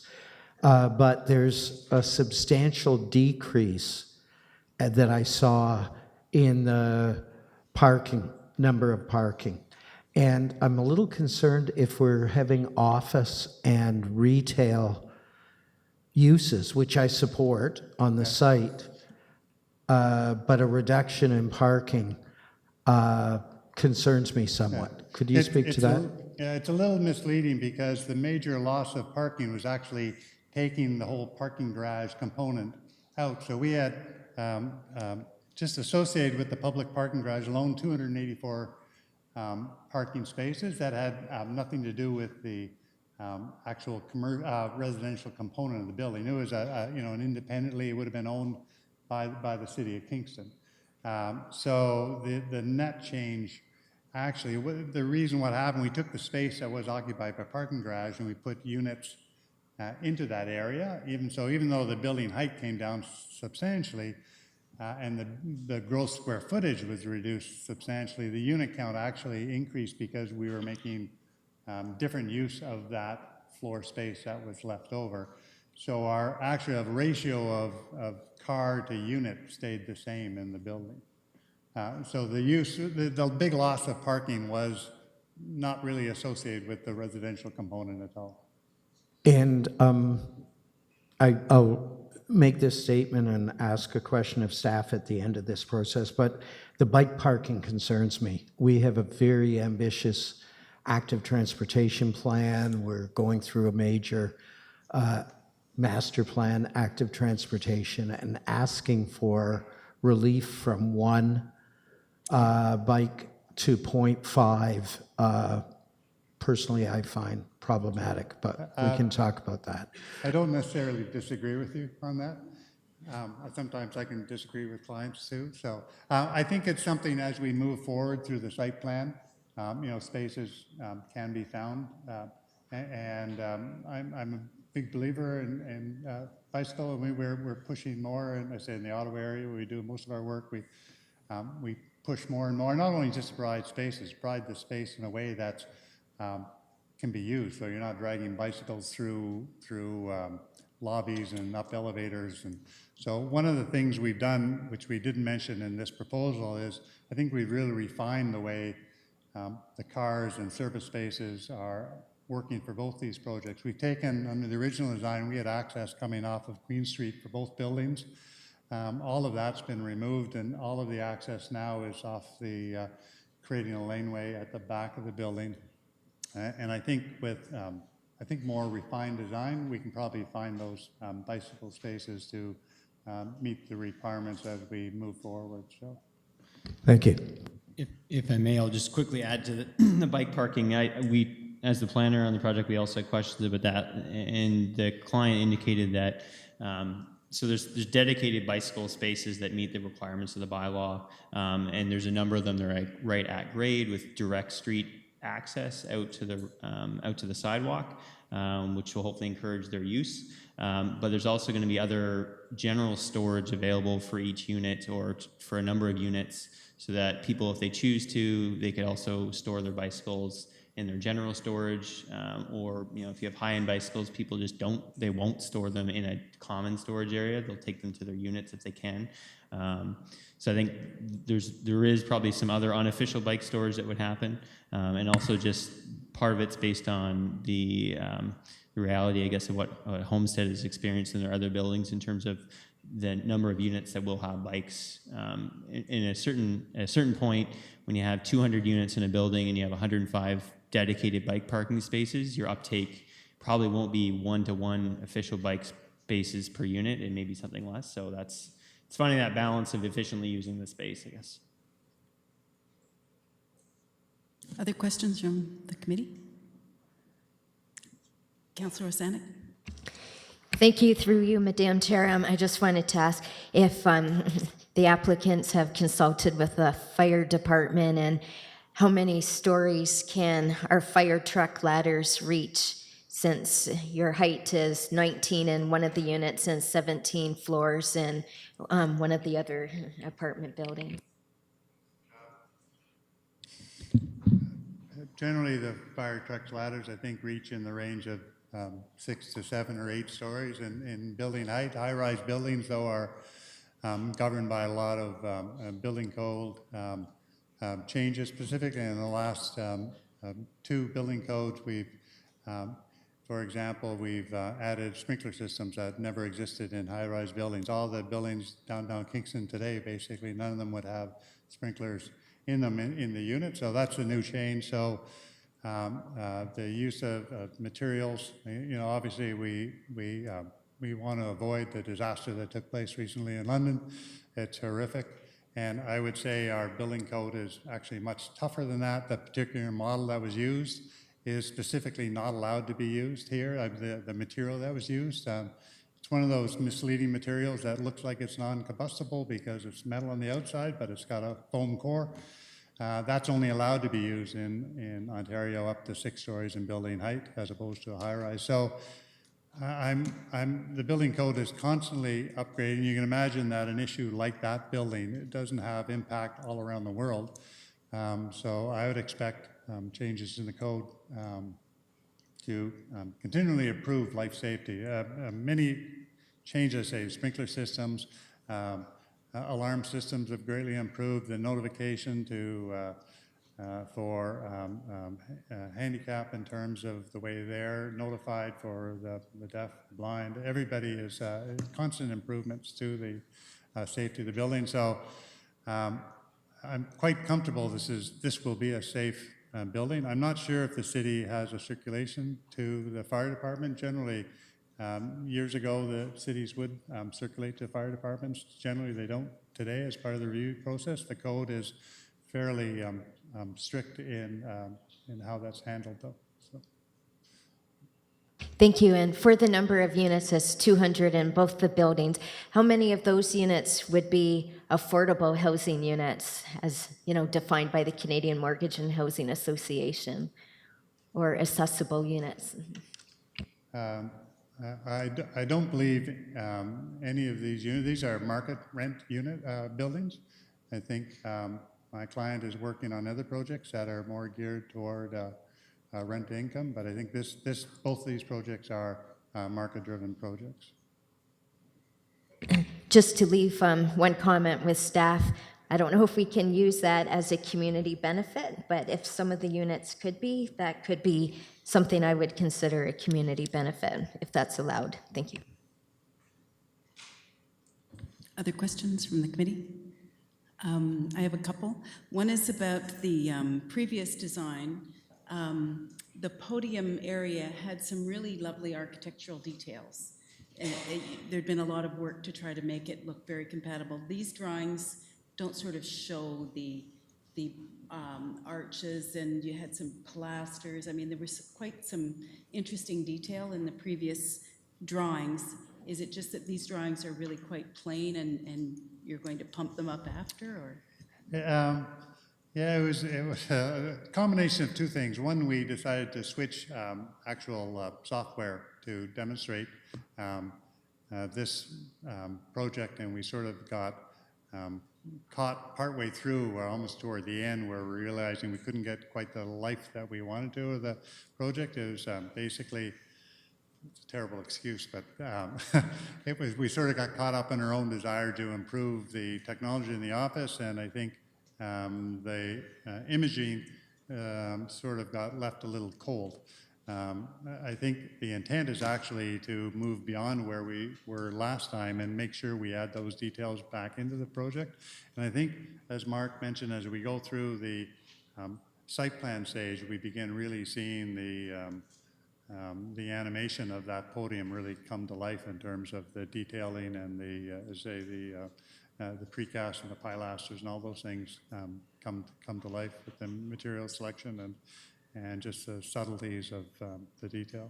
So.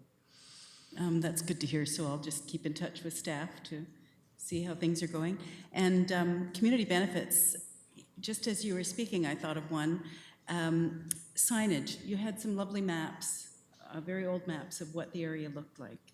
And I think that could be really beneficial for each building to have the actual map, sort of like we have at the Market Square, the big sort of metal plaques or book that could actually help people relate to what it used to look like as compared to today, because it's really quite fascinating, and as more and more people visit the city, they want to learn about the history and how it looked. So that's my first suggestion for a community benefit. Thank you. I would like to open the meeting now to members of the public. If you could state your name and address, and if you could keep your comments and questions to 5 minutes. And certainly if you have anything written, make sure staff gets it, please. And we will start at the podium. Would you like the clerk to help, or? I think it was that one there.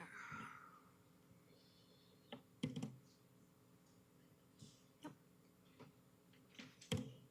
Thank you very much.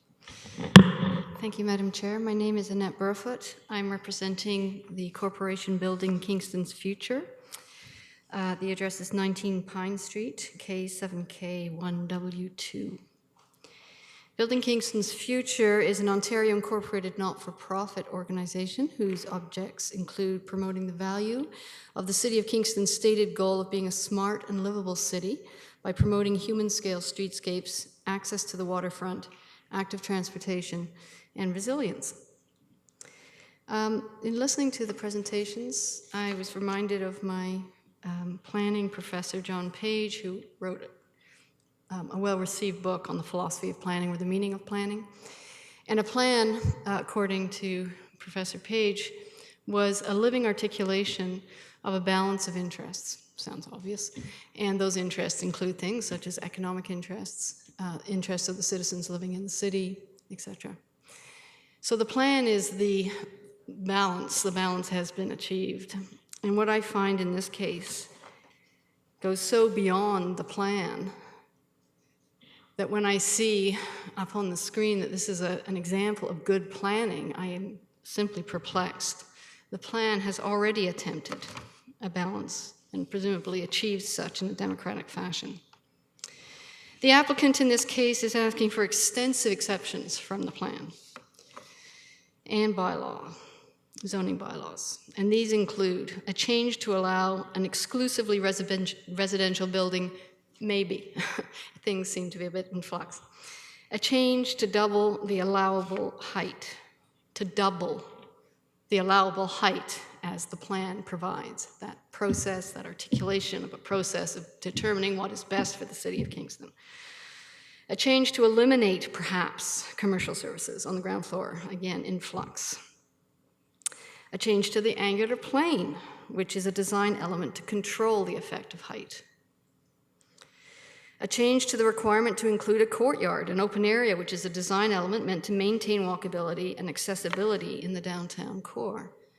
I've heard a lot about height. I've heard about tenants' ability to go through doors, but I haven't heard much about citizens' interaction with these buildings, which are massive.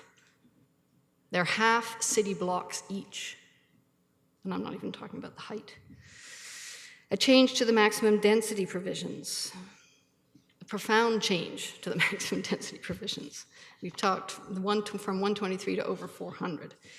A change to reduce the amenity space requirements to virtually zero for the public. We heard about a soft green corner. A change to eliminate the rear yard and build to plane requirements. A change to reduce the size of parking spaces, this shaving. This is a common thing that's been going on with these large-scale applications, to shave everything down to the minimum.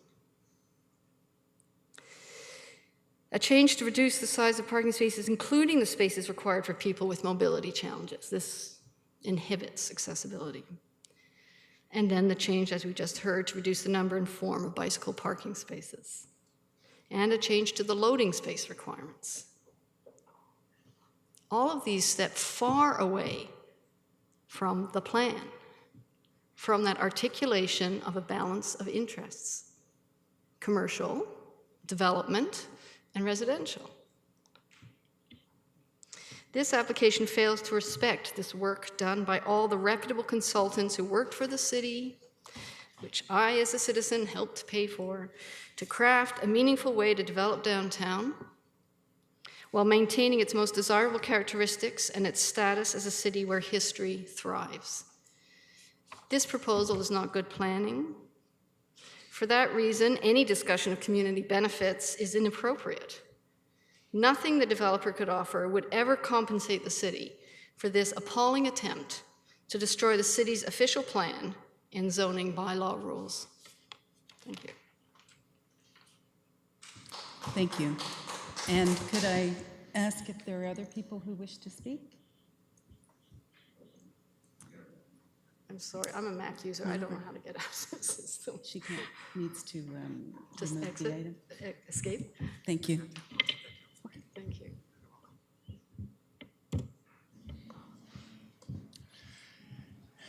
I'm Doug Ritchie, the Managing Director of the Downtown Kingston Business Improvement Area, a board of the city formed by council to promote downtown. We have 700 businesses, 10,000 employees, and through recent planning sessions, we've come up with residential intensification as our highest priority to guarantee the success of downtown in the future.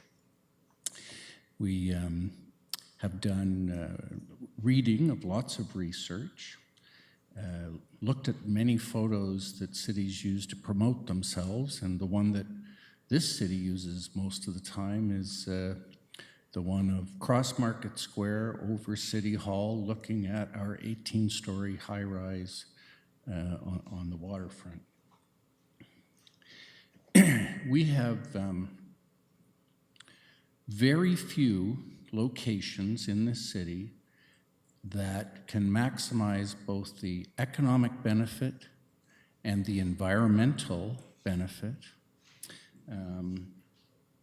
that higher density intensification can deliver. To score the highest in both those categories, you need to be located in a full-service business district.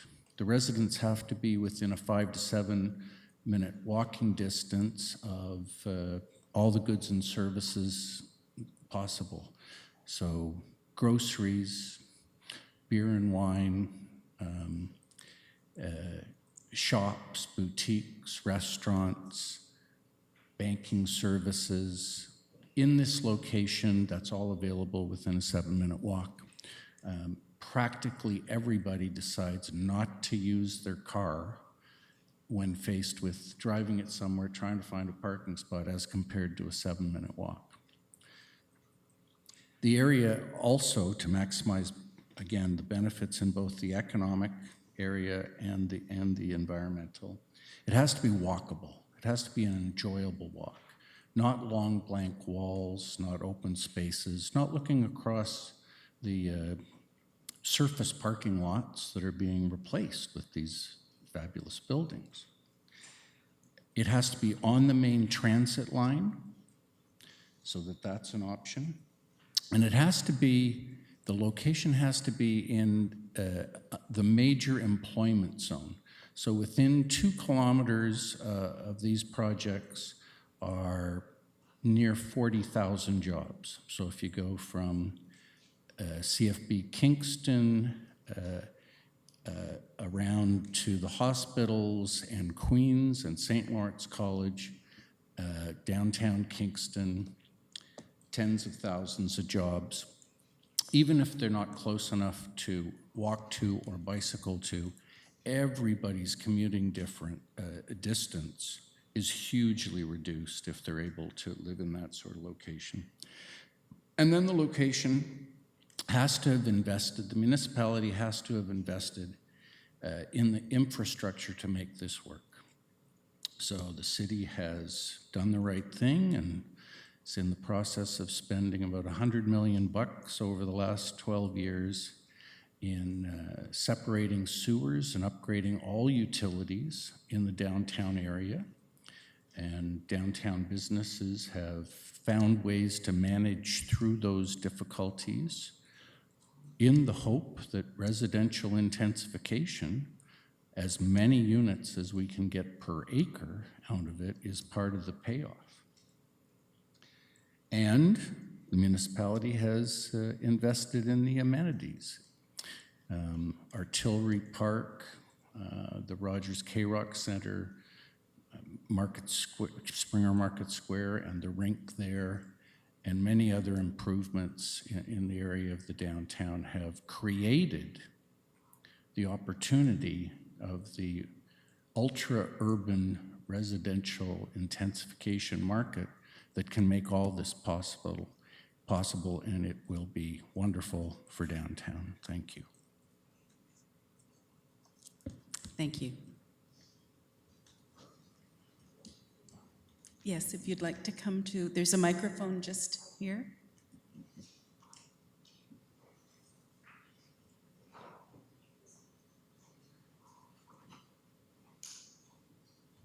Thank you. My name is Diana Kikowski, and I live at 1612 Grosswood Lane in the east end of Kingston. I'm not a developer. I don't have any planning background. I'm just here as an ordinary citizen.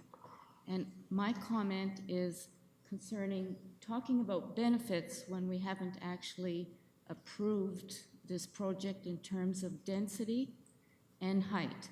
Height, double what the official plan says. I'm all for increased density, but double the height and 3 times the density. I want to live downtown, but this is just beyond. You used the words, you looked at all that heritage stuff and you said, your words exactly were, it does not impose itself too strongly on heritage elements in downtown. On what scale is that? Not strongly, too strongly? I'm concerned about that. Anyways, that's one comment. My second comment is when the buildings are built, Homestead, you're a very, very large company, large developer.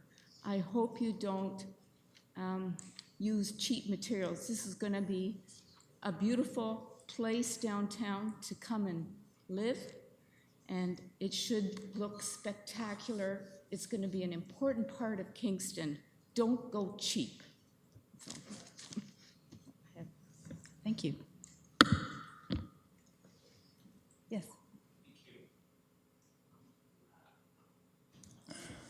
Thank you. My name is Gavin Anderson. I live at 702 Newmarket Lane in Kingston.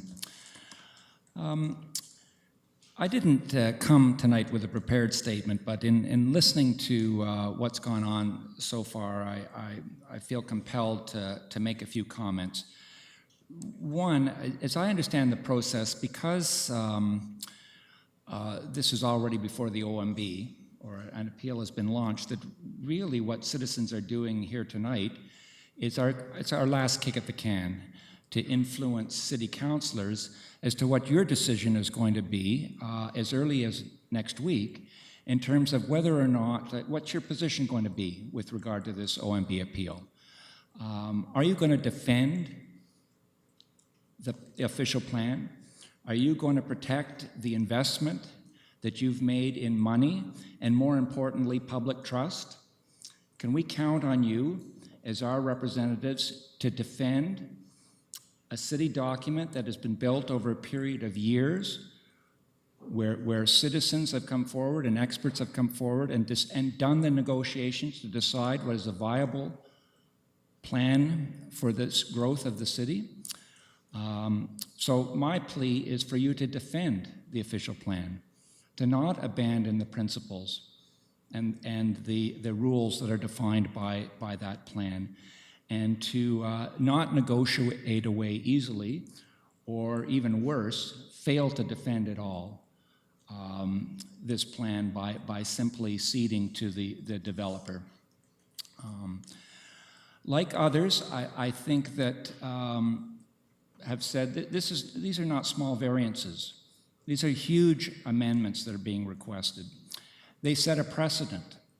I think that if we concede here, there's no way that we'll ever be able to defend the official plan in any other applications. I agree with Mr. Ritchie, and I think that most people here would agree that urban intensification is not only a desirable thing, it's a necessary thing. And it is very tempting to look at the 400 units that are proposed here and say, that puts us 400 units closer to our objective. My worry, though, is that by investing in this type of vertical sprawl, we're putting all of our chickens in one basket. It's going to make other areas for potential development unviable. There are limits to the number of new units that we can create in Kingston, and if we overdevelop one or two lots like this, we are basically saying that other surface parking areas, all up and down Queen Street, will remain such because it will be economically unviable to put as of right construction in those sites. Finally, like some other people have said, I feel that community benefits is a little bit like negotiating the terms of surrender. So I'm I'm hesitant to concede any sort of defeat at this point. But since it is an opportunity to talk about community benefits, I would like to see the city shift its emphasis from selling or trading one-off capital investments or financial money. I wonder if there's not creative ways, since the community benefit that we're going to get, what the developer gets is the ability to make money in perpetuity. They're not just getting an immediate financial bump. They are, presumably, this is going to be a profitable enterprise, and because of the extra units that would be allowed, they are going to be making profits well into the future for as long as the building stands. So I would like the city to that comes to that, negotiate a community benefit that is paid over time, that is not a one-off. And since one of the concessions the developer is asking for is that they not be required to provide storefronts and that type of activity on some of the frontages, that maybe a community benefit that we could look at would be to, on the ground floor, some sort of daycare centers, art space, art communities, art galleries in the nonprofit sector, where rent discounts, steep rent discounts in perpetuity are offered in a way that rather than some parkland or parking well off-site, that there is something that actually mitigates against a problem that the developer is identifying, that they're not able to find commercial tenants, so they want us to bend on the rules. Well, I think that there's perhaps creative ways where we could have a streetscape that is commercial in nature, that has doors, not just doors that are there for the sake of being doors, but the doors that open onto businesses and enterprises in the nonprofit sector, so that there is traffic on the sidewalks and the streets. Thank you very much. Thank you. Yes, if you'd like to come to the microphone.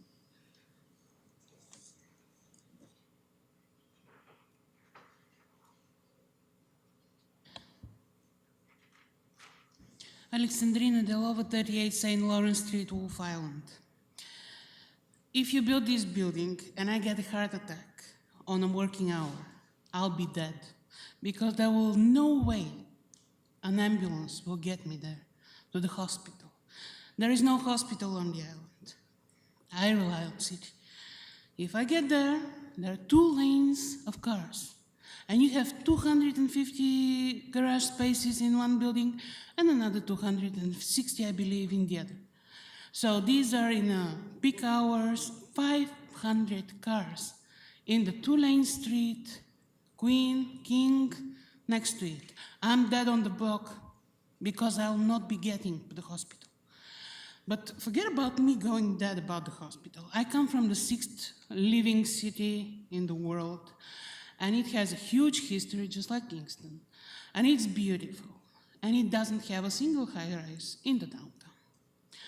And why? Because the city is trying to preserve somehow the architectural integrity of the heritage it carries. Here we have 2 beautiful buildings. I love the projects. They're just not in the right place. They're not compatible with anything that is around. Think about the time while this one is going to be built, about all the support that needs to be grounded in the ground to support this structure.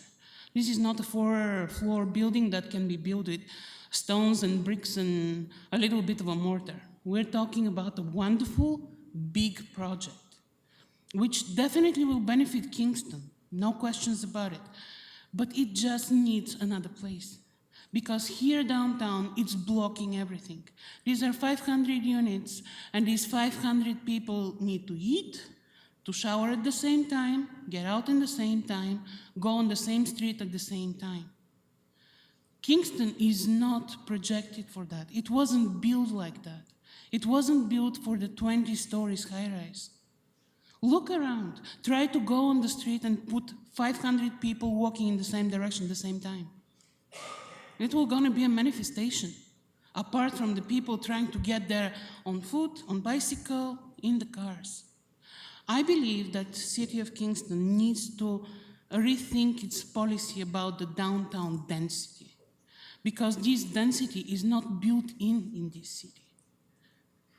It may arrange a beautiful, wonderful, great center, a new center, a commercial one, somewhere when the city has land, has access to land, has planned it to be like that.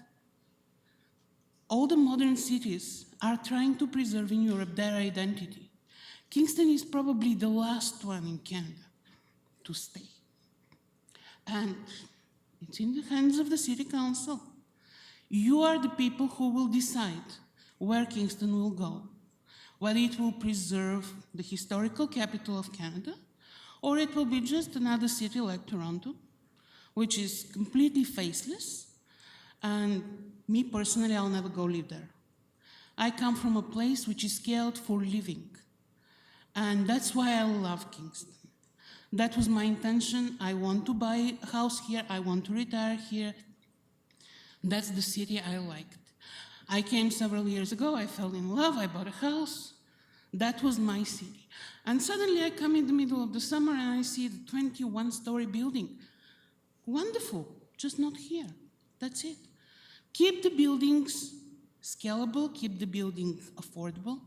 When the lady, unfortunately I'm not good with names, mentioned social housing, for God's sake, I'm a manager of a condo building in Montreal. Social housing is a recipe of disaster in such a project, and I completely support the architectural decision not to have social housing there, because you're putting a time bomb which will backfire, according to my experience, within 2 to 5 years. And it's a disaster. Believe me, I have lived through it, I have worked through it, I have gone to court with it, I have had the payments delayed, I have had the condo fees delayed, I have seen it in working. So if the city does not insist on affordable housing within the expensive high-rise, I believe that this will benefit the city. I do believe that the project is wonderful. I look at it, I love it, I would love to see it built, but just not at the same place.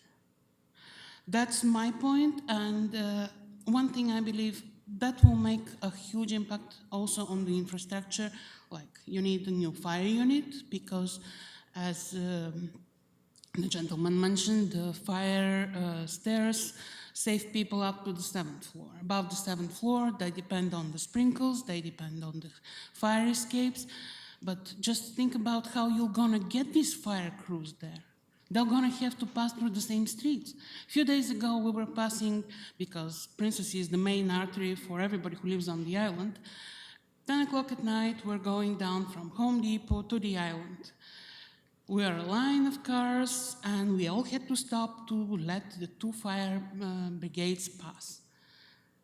Fair enough, they're going to something small because there is nothing big in that area. But imagine how many crews you need to save this building. How you gonna get them here? Which way?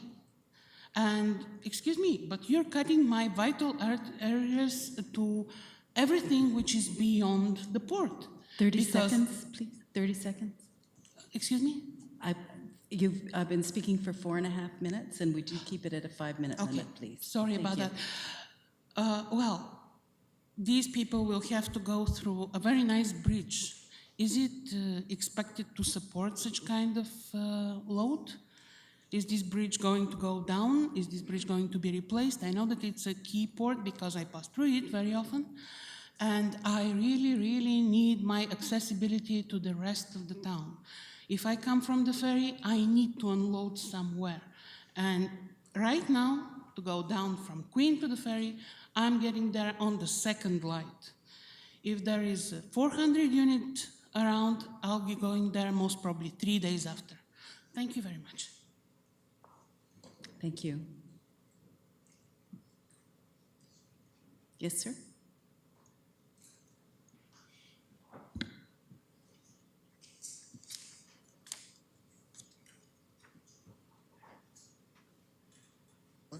Yep, you're on. Madam Chair, members of council, my name is Jack Gilfillan. Address is 1200 Trailhead Place in Kingston. Like the previous speaker, I did not come prepared to speak, but I thought after listening tonight, that I should pass on some thoughts that I have. They're not terribly organized, but I'll try to speak to them. Your downtown businesses, particularly the locally owned ones, are struggling. Many are not going to survive. And as Mr. Ritchie said, the secret to that is probably, a big part of it is, adding people. I've been here 35 years in this city. I've watched a lot of 100-year-old family businesses disappear. And at times it worried me that we were more worried about the building than we were the business.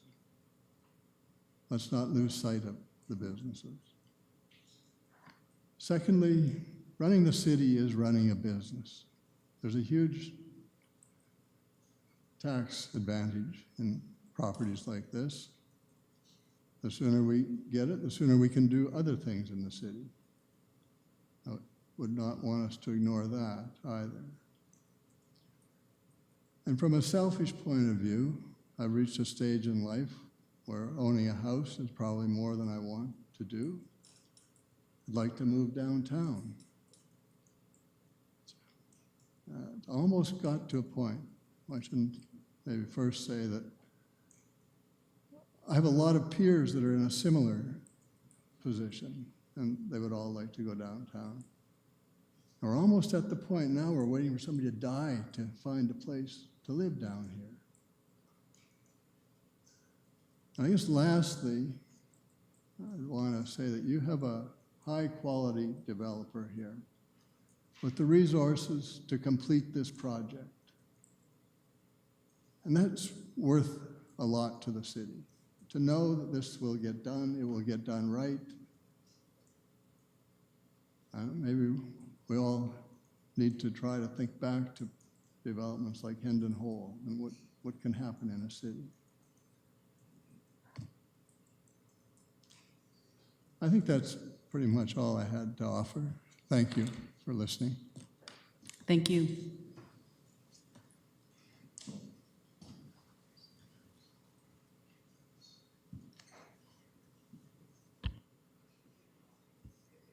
That's good. Donald Mitchell, 43 Gisborne Avenue, and like others, I came for 85 Sydenham Street, and here I am speaking into a microphone about this. So my thoughts are not totally clear either. So more than double the height, triple the density, and the framework is community benefits, and yet we're not going to put affordable housing in there. And actually, at the last community benefits meeting, they wanted to up that to the #1 priority. So the whole problem with all of this for me, having been born in Vancouver, lived in Victoria, lived in a 14th floor of a 17th floor building in Oakville, lived at Spadina and Bloor in Toronto. So I would love to support a lot of the community people and people that are on the board of the Sydenham District Association, other groups that are really upset about building height, but it's partly the environment you lived in, and building height doesn't really concern me hugely, and thankfully I don't have to make a decision about whether it's appropriate or not, but more than double the height, triple the density, and what is the community going to get for it? And so some stuff comes into my head. Amenity space that will be turned over later to commercial space, and I would just want to make sure that the amenity space that is supposed to be there for the people in the building stays there for the entire life of the building. So that clarification would be nice. I would really want to know the infrastructure in the area is going to support having all these people in that area. So amazing program at Artillery Park, beautiful building, completely redone. My children are there swimming. How is that going to change the life of the area? So I would want, as a resident, to see some demonstration of when we're going to do the community benefits of what is the capacity of Artillery Park and what is this going to do to that and some of the areas around there. So I'd love to see that kind of stuff. Ottawa would be 100%, if I understand correctly, that you would pay of the, and I'm not an expert, of the whatever that we assess a real estate value for what's above what you're allowed. So 20% is what we initially proposed, but I'd like to see 100%. I know it's a wish list, but I'll say it. And then I'd actually like to hear some of the counter arguments. I happen to be someone I loved, I'll go on record and say this, I loved the glass and steel on the front of the library. It was cool. I love to see that stuff. I like the building that just went up on Wellington Street where I'm looking at modern against old. So I'd like to know some of the benefit, the heritage benefit, instead of just always the apology. I'd like to know how this tall building makes that heritage better. When you're in downtown Vancouver and you turn a corner and boom, you find this old heritage building tucked into a little nook or whatever. So anyway, maybe there are no positives, but it would have been nice to hear some of that. Where are all these people going to work? And that was great to hear Mr. Ritchie talk about the jobs that are in the area, but I would love to know some of that type of stuff. Where are all these people going to go? Where are they all going to work? I hope it's not all just retail.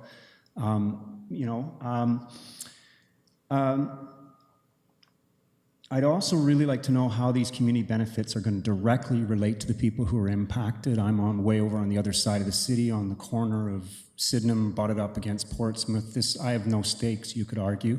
So I would like to know the direct benefits. So when we started listing the list and there's no affordable housing, and parks are nice and open space and all the rest of it, I'm sure we can create another art gallery. I'd like to see an assessment of the stuff that's already in the area so we just don't do redundant stuff. And I think it should be all the private interests and the public interests, because there's a lot of private stuff we never consider when we go ahead and build another redundant public benefit. So I'd like to see a direct relation there. I also wondered about, I'm throwing out crazy stuff because it's off the top of your head, but what about taller but thinner? I mean, these are pretty blocky, substantial things. So what would be the difference between other 3 or 4 stories, 5 stories, but thinner? Would that make a difference to the people who are impacted around it? And I got a couple of wish list items. So affordable housing was mentioned. I won't beat you up on that. But what about building all public spaces to the city's FAD standards? So universal design for everything where a public person's going to walk. What about building it so every person can actually use it, get in there, get out of there, to the standard that the city would build that stuff? So if we're talking public whatever you call it, benefits for the community.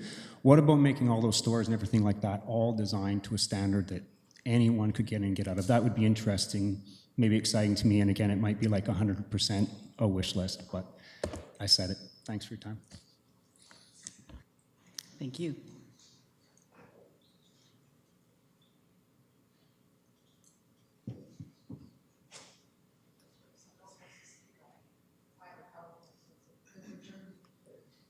You have a PowerPoint? Yes. Okay.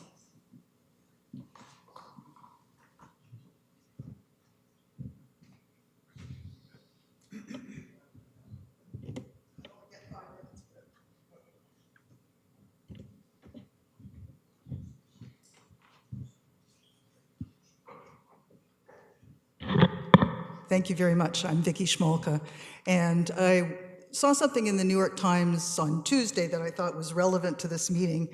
It's actually about Venice, which has to be one of the most spectacular tourist cities in the world, and they're facing a problem of too many tourists.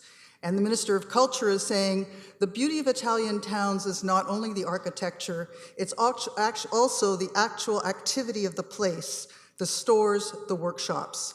We need to save its identity. So I think this is very pertinent to the committee's challenge with this proposal.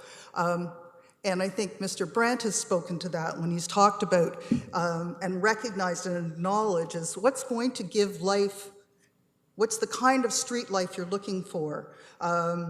What's the street level interface? He's used the words, but he's not really reflected how to make that happen. And we know from great cities in the world, we make that happen by having people on the streets. We make that happen by having ways that people can walk between buildings, through buildings. I mean, what's magical about the courtyards in Kingston, that you can walk through them? And that was part of the plan for this area, is to have that walkability within the block set. And as Dr. Burfoot pointed out, these buildings are taking half blocks of the city and leaving no, to use, I think, a planning word, permeability at all. And that's one of the things that's being lost here. That's one of the ways that this plan does not reflect the official plan. And it's very important, and I acknowledge that people are saying we'd like to live downtown, and I acknowledge that people are saying intensification is important. I think we all agree to that. It's in the official plan. But as Dr. Brofoot said, it's a balance. And when we overdo something, like these buildings are overdoing something, then we lose the ability to have that walkable, livable city that's desirable for everyone, that continues to provide an opportunity for everyone.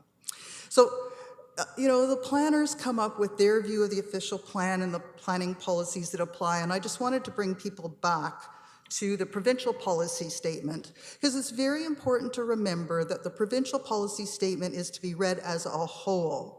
It's to be read with all the policies considered, and of course, one of the important policies in the provincial policy statement is cultural heritage and architecture. And significant built heritage resources and significant cultural heritage landscapes shall be conserved. And that's landscapes, that's the view of City Hall, that's the view of the water, that's the view of the Utilities Kingston building, that's all of the heritage buildings that we find along Queen Street. And with all due respect, I don't agree with Mr. Brandt's conclusion that these buildings are not going to have an impact that is harmful to the Heritage District. Indeed, they are, and that's one of the things you're going to have to weigh is it a legitimate impact that can be weathered, or is it too much? So the other thing that I feel that the planning documents don't deal with properly or compatibility. And this is the definition of compatible in section 1 of our official plan.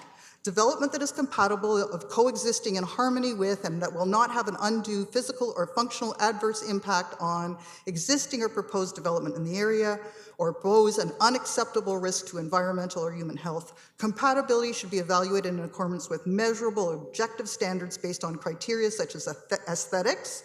I think, Chair Rochelle, you've pointed out how the aesthetics have been lost on this building proposal now. Noise, vibration, dust, odors, traffic, safety, and sun shadowing. And no one has asked, but on December 21st, if you look at the shadow studies, these buildings completely shadow a whole, like 2 blocks of downtown. And that's not just for the day of December 1st. That is for at least a month, if not 6 weeks. And shadowing is one of the things in winter that really matters because it's cold and windy, and it matters to have the sun come through. And the potential for adverse health effects and impacts on animals and humans. So our official plan goes on to describe what adverse effects are and lists quite a few, including shadowing as being number one. So these are not small things. These are very important things that have been listed in the official plan as being important to consider when you look at compatibility. And I, with all due respect, don't feel that this has been properly addressed, and I'm hoping staff will address it in whatever report they're going to come up with to council. I think the other thing, of course, is building heights. And, this is a lovely piece from the applicant's documents talking about building heights and podia. Well, these are the total buildings. These aren't podium. It's not the podium, it's the actual building. The hydro substation is 9 meters high. Smith and Robinson building is 16 meters high. The Royal Bank building, which is the closest, is 18 meters high. The Whig Standard building across here is 17 meters high. So these are the actual the height of these buildings. What is proposed? Block 3, 58 meters high. Block 5, 65 meters high. And I find it very disingenuous of the applicant to come with pictures of how they've reduced the building by 2 stories. They should be coming with a true picture of what is the as-of-right building that can go on each of those building lots. And I feel it's very incumbent on staff to come forward with an as-of-right, what is allowed. And with all due respect, again, to our architect, who is the architect, who was asked about the angular plane. So I understand that the point of angular plane is not it becomes irrelevant. The angular plane is to control height. It's a way of saying you can't go higher than the angular plane. It's a sort of balanced height. And I know the city is rethinking it, but in the official plan and zoning bylaws right now, we're requiring angular plane discussions and measurements because that's a way of enforcing the height restrictions that we're seeing by the 1.5 box full of studies that were done at taxpayer expense, as someone has pointed out. It's been studied to the hilt, to quote Mr. Brandt, but there's it's studied to the hilt, and then it's put into the official plan and zoning bylaw. And then applicants come along and try to blow it up and just treat those documents as irrelevant. I think there are several questions that have to be asked. 30 seconds. Okay.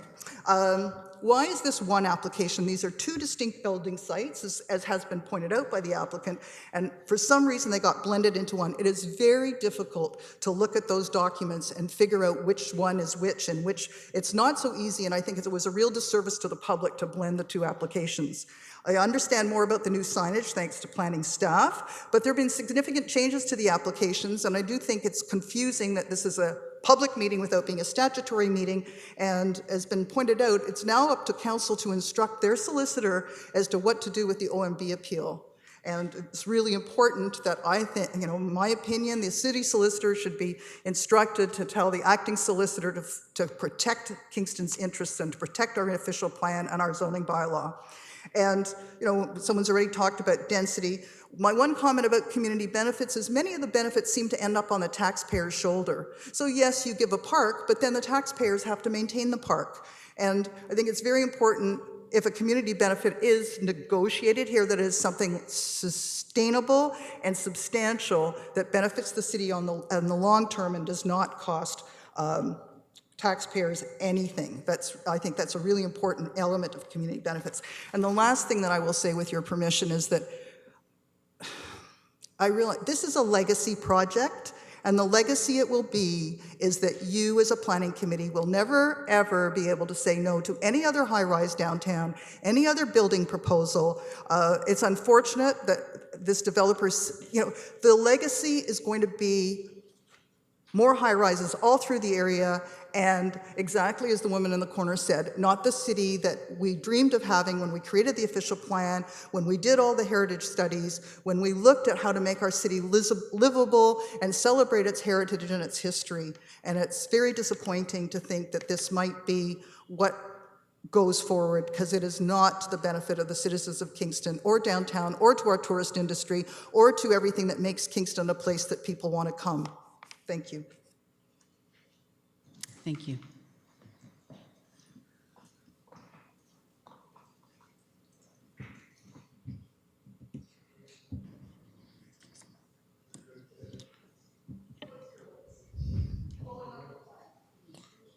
Okay. I've got a number of points that are distinct from what's already been said, and I'm going to be referring to the report and to some of the slides as I go. So, where do we want to start here? I'm going to reinforce what several others have said on the proposed height with respect to the official plan height, which I believe is 25.5 meters. So we're at 58 and 68 and that kind of thing. So that's 2 to 2.5 times the official plan allowed height. And if you go to page 53 of the agenda, I'm wondering, is the dashed line, horizontal dashed line, is that the OP height that's on there? You're showing angular plane. It seems to be about that. So maybe that could be indicated more clearly so you can get a perspective on what the OP height allows and what's being asked for. It's kind of confusing. Okay. Now, this one refers to something that was on a slide but isn't in the package, at least I couldn't find it. And it's something that was said at the original presentation of this project back about a year and a half ago. So we're in City Hall, and these buildings are 2 to 3 blocks away to the north. So they are dominating the height of City Hall. And one of the slides showed a view from Market Square looking north, showing that you couldn't see the building. The same thing was shown in the earlier presentation a year and a half ago, as I was saying. So I'm sorry, I wasn't born yesterday. I've got some tech training, and I don't believe that you can't see a building that's something like 200 feet tall from 2 blocks away when the intervening buildings are 4 stories high. So I would question the professional veracity of the architects. Okay? That's it. Right? Saying you can't see.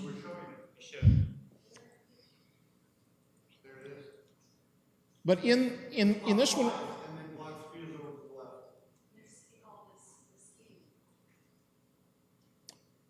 okay, I will withdraw that comment. I apologize. I was looking at this one down here in the bottom right. Okay, sorry about that. So that's an improvement over last time. All right, next point. I'm in favor of a comprehensive downtown development plan. We've got a lot of other planning studies that have been done. We've got secondary plans that are being worked on. And we have individual project components that come to us from different developers. So what I would like to see is the applicant and his cohorts, other developers in the area, work together on a collaborative basis with city staff, city council, members of the community, and the business community, the Downtown BIA group, to create a looking forward development plan for downtown Kingston. A good friend of mine was involved in creating a similar plan for North York prior to amalgamation with the City of Toronto. So if they can do it in a city that's 5 times larger, we can do that here. It's going to take a lot of will and a more collaborative approach. So next, I want to refer to the diagrams for the shadow studies, which were referred to by some of the other speakers tonight.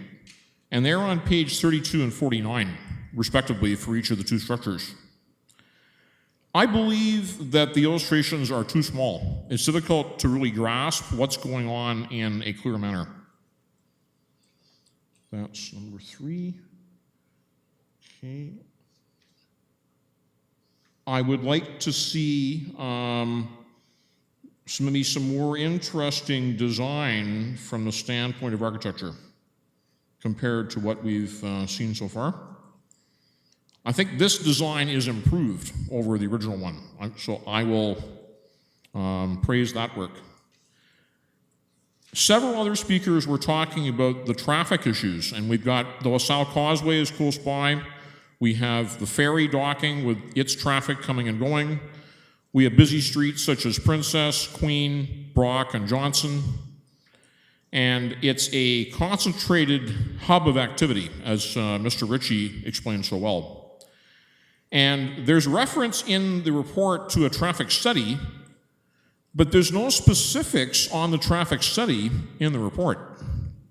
So I think that's a major flaw. We need some details on that before we're making a decision on such an important aspect.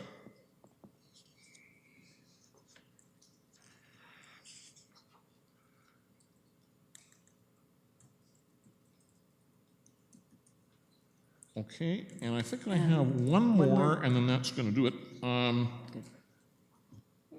The affordable housing point has been hit, and there's actually legislation in the works on this at Queen's Park. So we're dealing with a huge backlog of affordable housing in Kingston. There's a lot of need there, and that could be addressed as community benefit.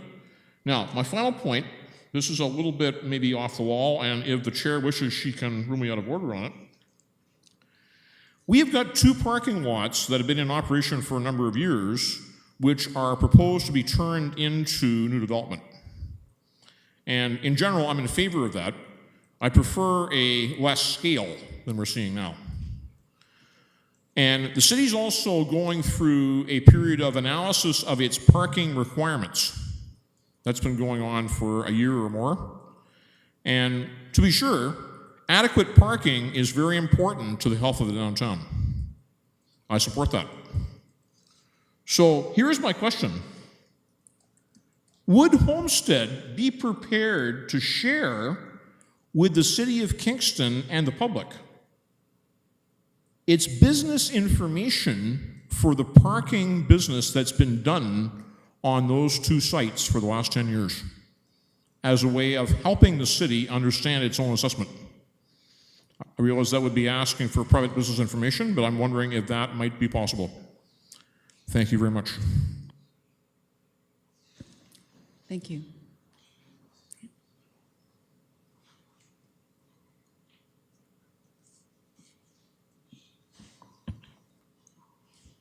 You're on. Thank you. Ed Smith, 519 Grand Trunk Avenue, Kingston. I just want to ask the committee members and ultimately council members to keep in mind that the City of Kingston's always changing and has changed from the very beginning. And I'm sure at one point, the S&R building is one example, when it was built at 4 stories high, was dwarfing buildings around it. At one point, Kingston was single-story homes made of wood. Before that, it was probably teepees. So, you know, we are always evolving, and for Kingston to be sustainable, we need to have an economically strong community. And intensification is happening around the world, and is certainly an important element in Ontario's plan. And many of those issues have been addressed. So I urge you to keep in mind that what looks outrageous today, and I'm not saying this is outrageous, but obviously some people think it is not tomorrow. It's perfectly agreeable in as time progresses. And I'd also like to point out, you know, I think there's many elements of this project that are very good, and there has been some improvements to it from the first iteration, but also we've lost something here. We've lost a public parking lot, and that concerns me, that we've lost the public parking lot at the corner of King and Queen. It also concerns me that Homestead has, at least at this point in these drawings, indicated that they aren't going to move their head office to this building. It's encouraging to see the presentation indicate that they might be coming back with something to add that back in. But I think it would be a real shame for our community if Homestead wasn't able to provide space in this building for their head offices. That's been a Kingston company that I think many people are proud of. It's North American renowned, and I think it would be a sad day if we were to lose the head office of Homestead. And I think it would be great to see them locate right downtown. I realize that they're not that far off, but in order for them to grow and expand, they need more space. So I just want you to keep in mind the economic sustainability of Kingston, and in particular downtown Kingston. This will be a great project. Thank you. Thank you. Are there any other questions or comments from members of the public? So once I close this portion and take it back to the proponents, that'll be it for the public speaking. Okay, seeing none. Mr. Toe, I see you've been taking extensive notes.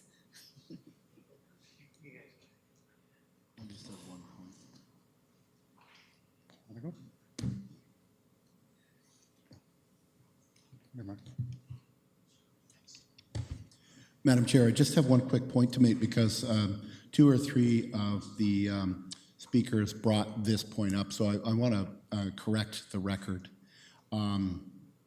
With respect to the impact on City Hall and Market Square Heritage Conservation District, the authors of the Heritage Impact Study said the following: the proposed development does not impose itself so strongly upon the heritage resource, meaning the district, that it prevents the viewer or attendee from comprehending the heritage value, nor does it cause a change to the character-defining elements of the Heritage Character District as defined by the Character District's own study and their description of those character-defining elements.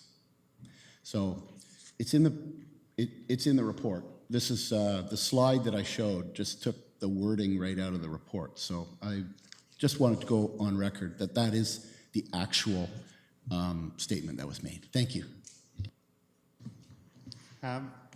Number of quick comments. I think there's some excellent discussion, excellent comments. I'm happy to hear them, and happy to work as part of the team to bring some of these ideas forward. I would like to reiterate my firm and myself are a strong believer in the re-energizing of our urban core and bringing residential back into it. We realize that 90% of development is taking place in the suburbs throughout North America. I mean, we haven't slowed that down, but we are seeing a change to the inner core. And recently, it's been, in Ottawa, for example, it's been strengthened, in particular, into the rental market. The gentleman mentioned, the idea of selling your house and moving into a rental, but it's moving into a rental that is in a specific area that has all that walkability, which this site does. And there was discussion about high-rise buildings, and somehow sites with high-rise buildings are not walkable communities. And I would have to say that's wrong. If you look at cities, cities like Vancouver, for example, Chicago, high-rise buildings that are the most walkable of our North American cities in great height. It really has to be with the improvements to that public realm that makes the walkable city. And I agree, you want animated streets, you want great street architecture, you want great landscaping. And I think through the site plan process, as we move forward with this project, we can really start and take a look at those things. That how do we make this a walkable environment and still maintain its height? Because we do need density. Kingston needs to maintain that strong retail and strength 12 months a year. Walking downtown today, the streets were full of people. It's fantastic. We got to have that take place 12 months a year. And urban intensification like this can do that. And it also, I think, can work well with heritage. And I look in Ottawa as an example in the Byward Market, where we've managed to protect a very fragile environment there of two-story buildings essentially, but we've tremendous growth has taken place around with high-rise buildings in same sort of range. We're in the 26-story range, but generally surrounding that area on Cumberland and Dalhousie, Rideau Street. But the essence of the historic district has been maintained and strengthened, and the retail component is being strengthened. So I think the two work well together, and I think as the project develops, we can take a look at some of the ideas for public benefit in terms of some of the ideas that were brought forward. So I look forward and moving forward with this project. Thank you. Thanks to everyone who provided comments, who came out. I won't spend too long responding, and there's certainly some strong themes throughout. Certainly height and building envelope is a concern, still a concern. The one thing I wanted to add about that is there's, I think, a bit of a misunderstanding about what the official plan says as a starting point. So if you look at the secondary plan, in the site-specific policy area for the North Block specifically, it identifies that 25.5 meters isn't the maximum. We're not capped at 25.5. What it says is that if you go above 25.5, you have to check off certain boxes with respect to urban design study and satisfying those criteria. So it's not necessarily you're starting off at 25.5. The policy does contemplate taller than that as a starting point, provided that you meet those tests.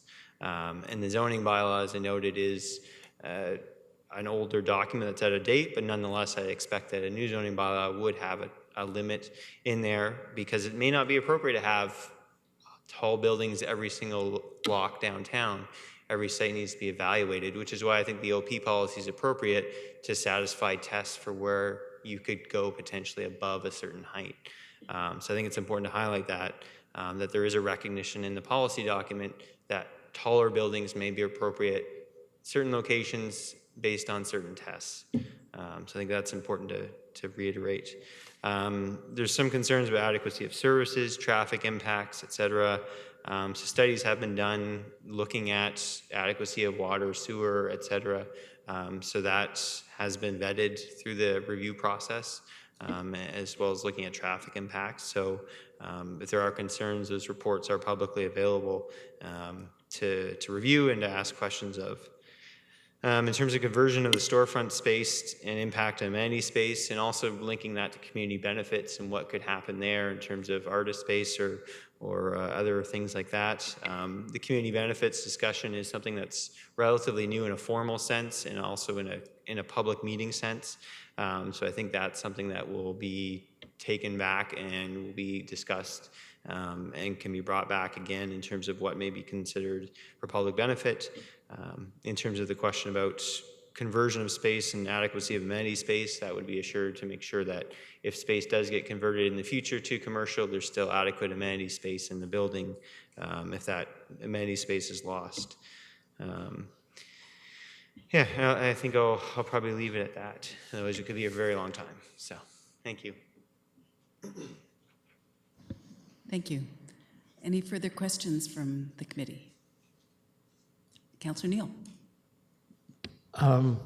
Actually, just a comment. One of the things I've been a little troubled with tonight is the amount of time we've spoke, and I totally support community benefit. But it seems really premature right now to be talking about community benefit. It starts to make it feel like it's let's make a deal. And that's not the intent of community benefit. I know this is kind of it's not fish, it's not fowl, it's kind of an intermediate public meeting because we've had an earlier public meeting. But to talk about community benefit before we've had a kind of a more comprehensive report from staff, from planning, feels really awkward. I support some of the concepts that have been put forward for community benefit. But one, the Planning Act says that there'll be there'll be the immediate neighborhood and the community will have lots of input. And I know that we've had a public meeting looking at the broad strokes of that, but I would hate this, the whole concept of community benefit in Toronto has become a case, from talking to some Toronto councillors, where councillors' pet projects get funded by community benefit. And that's not the intent of the Planning Act. That's not the intent of community benefit. I would be more comfortable having a total focus on the planning, on the sound planning aspects of a proposal. And if going beyond the envelope is sound planning practice, that's when we should, with lots of public input, have an opportunity to talk about community benefit. If staff want to comment on that, that would be helpful. Thank you, and through you, Madam Chair.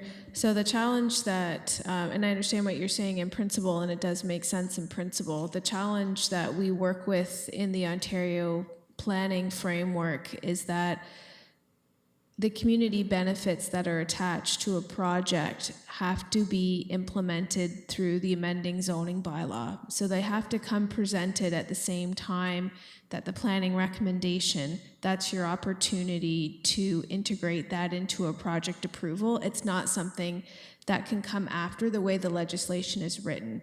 So you're right, in the City of Toronto, they do have their own approach to community benefits, and there is discretion within the Act to do that.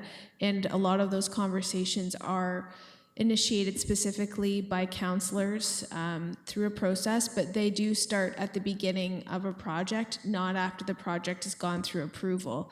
So while I appreciate your comments and where you're coming from, staff do have to work within our regulatory framework, and that would include a discussion of the community benefits as part of the consultation that leads to a planning recommendation with an amending bylaw that council either supports or they don't support. So our opportunity is to talk about it now, and if we do want to pursue those conversations to ensure that they would be part of any staff recommendation that will become presented to council at a future date based on the fact that these two applications are now under appeal before the Ontario Municipal Board. I guess I've just heard a lot of criticism about how we seem to be selling an expansion of the building envelope for community benefit, and that isn't the intent, I don't think, of the community benefit plan. So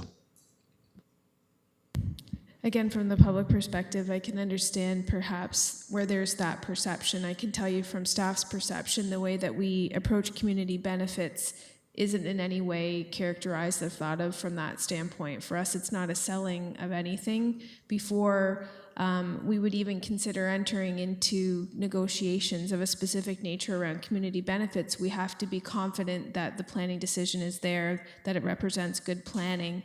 And then there is the ability under the Planning Act to look at how you mitigate some of the impacts that can be experienced through the heightened density that may supersede what is in the parent zoning or the official plan designation for the property.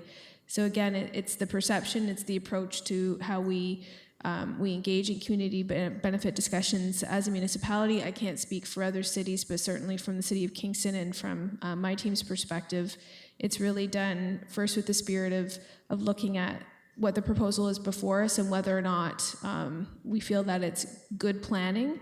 And then if there is a deviation from what the as-of-right permissions are, which normally is the case because there's an application that's filed, then we can look at whether there's an opportunity for a benefit. thank you. And one really quick final question, if I can. I'm a little, and this was brought up by a couple of the speakers, I'm a little confused by where we're at with this process right now because of the OMB issue. If somebody could explain to me where we're going with this, when there's the potential for this to be back on our table as a true planning document with us receiving a report from staff and where's this potentially going through the OMB process? Thank you. Through you, Madam Chair. With respect to the OMB appeal, the approval authority or the decision authority lies now with the Ontario Municipal Board. So with respect to the appeal that's been received, we have the resubmission of the application, which is the subject of this evening's meeting. What we will be doing is circulating that internally for our technical review groups to look at and comment on, as well as receiving all of the public input that's been provided tonight. We will be finalizing the peer review process on the second submission with respect to the heritage and the urban design, and we will be coming back to council for additional direction with respect to the applications. And I know I've asked this question in another context with another project, but when something goes through the OMB, do we potentially lose the ability to do community benefit? Through you, Madam Chair, no, we do not. The Planning Act allows for it, so we can continue the discussion. Councillor Turner. Thank you, and through you, Madam Chair, thank you for your very comprehensive report this evening. There's a lot of information in this, but there's a couple things I'd like to make a comment on. One of the constituents here tonight talked about what we would get in perpetuity from this project, and I'd like to state I think we would get a lot of taxes back versus an empty parking lot. And I know I've asked staff, and I don't expect you to give me the numbers tonight, but maybe in the future you could give us the sort of the breakdown of what we would get back in taxes versus what an empty parking lot is. I don't expect you to give this to me tonight, but I think it would be quite significant, the number and the difference in what we're collecting currently. So that's one thing. I think we would get a lot in taxes. Also, it concerns me that we don't want anything in Kingston, and we need intensification, we need development, and there is a demand for rental units downtown. As another gentleman from Trailhead Place stated quite intently, or he was very concerned that he needs a place to live and to rent. And a lot of people would like to live downtown, and I've heard that there are very long waiting lists to get a nice place downtown to live. And if you put a pool on the rooftop, I'll sign up and I'll live downtown. That'd be a Laura benefit, not a community benefit, but anyway. We do need more places to live downtown, and I think that's very important that we all think about that when we make this decision. And also, as we all know, we've talked about it, economic development downtown, intensification, we need more people 12 months of the year, not just when the university students are here or when they go away. We need real people to live downtown. And with our demographics changing, we have to consider that. We're all getting older. We need people that are going to live downtown. We have all different age groups. It's an interesting demographic in Kingston, and we need to consider that when we make this decision. We need rental spaces. We need people that can walk to get their groceries. And in timing, they may not always be going out at the same time. So for the other woman, these people, these 500 people or 400 people or however many live there, they may go at different times. So there's many different factors that we need to consider. So thank you, everyone, this evening, and I do appreciate all your comments. Thank you. Great, thank you very much. Any other questions from the committee? Seeing none, I will close this meeting. And thank you very much for your presentation. Thank you. Thank you, everyone. I will now open the regular portion of the business portion of our meeting and call the meeting to order and ask for approval of the agenda as it was amended. Councillor Neal, second by Councillor Turner. All those in favor?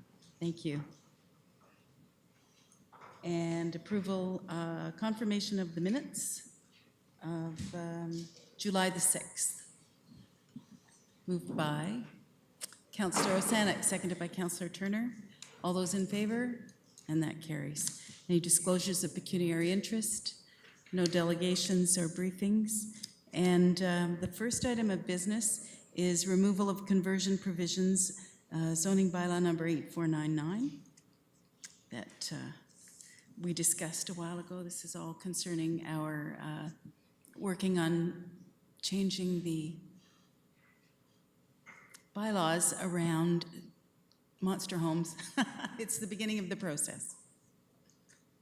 So, any discussion or movers? Moved by Councillor Neal, seconded by Councillor Osanek. Any discussion? All those in favor? That's great, thank you. And number 2, same thing, amenity area and landscaped open space provisions. Moved by Councillor Neal, seconded by Councillor Osanek. Any comments, questions? All those in favor? Great, thank you. And number C is 285 Holden Street, Woodhaven subdivision. And that's a bylaw amendment. Moved by Councillor Osanek, seconded by Councillor McLaren. Any comments or questions? I'll call the question. All those in favor? And that's carried. Thank you. No motions, notices of motion. Other business, we did receive correspondence. And the next meeting is August 29th. Oh, Councillor Osanek. I won't be at the next meeting. I just wanted to let you know. And it's going to be a big one. All righty. Thank you, everyone. Motion to adjourn. Councillor Turner, Councillor Neal, seconds. All those in favor. Thank you.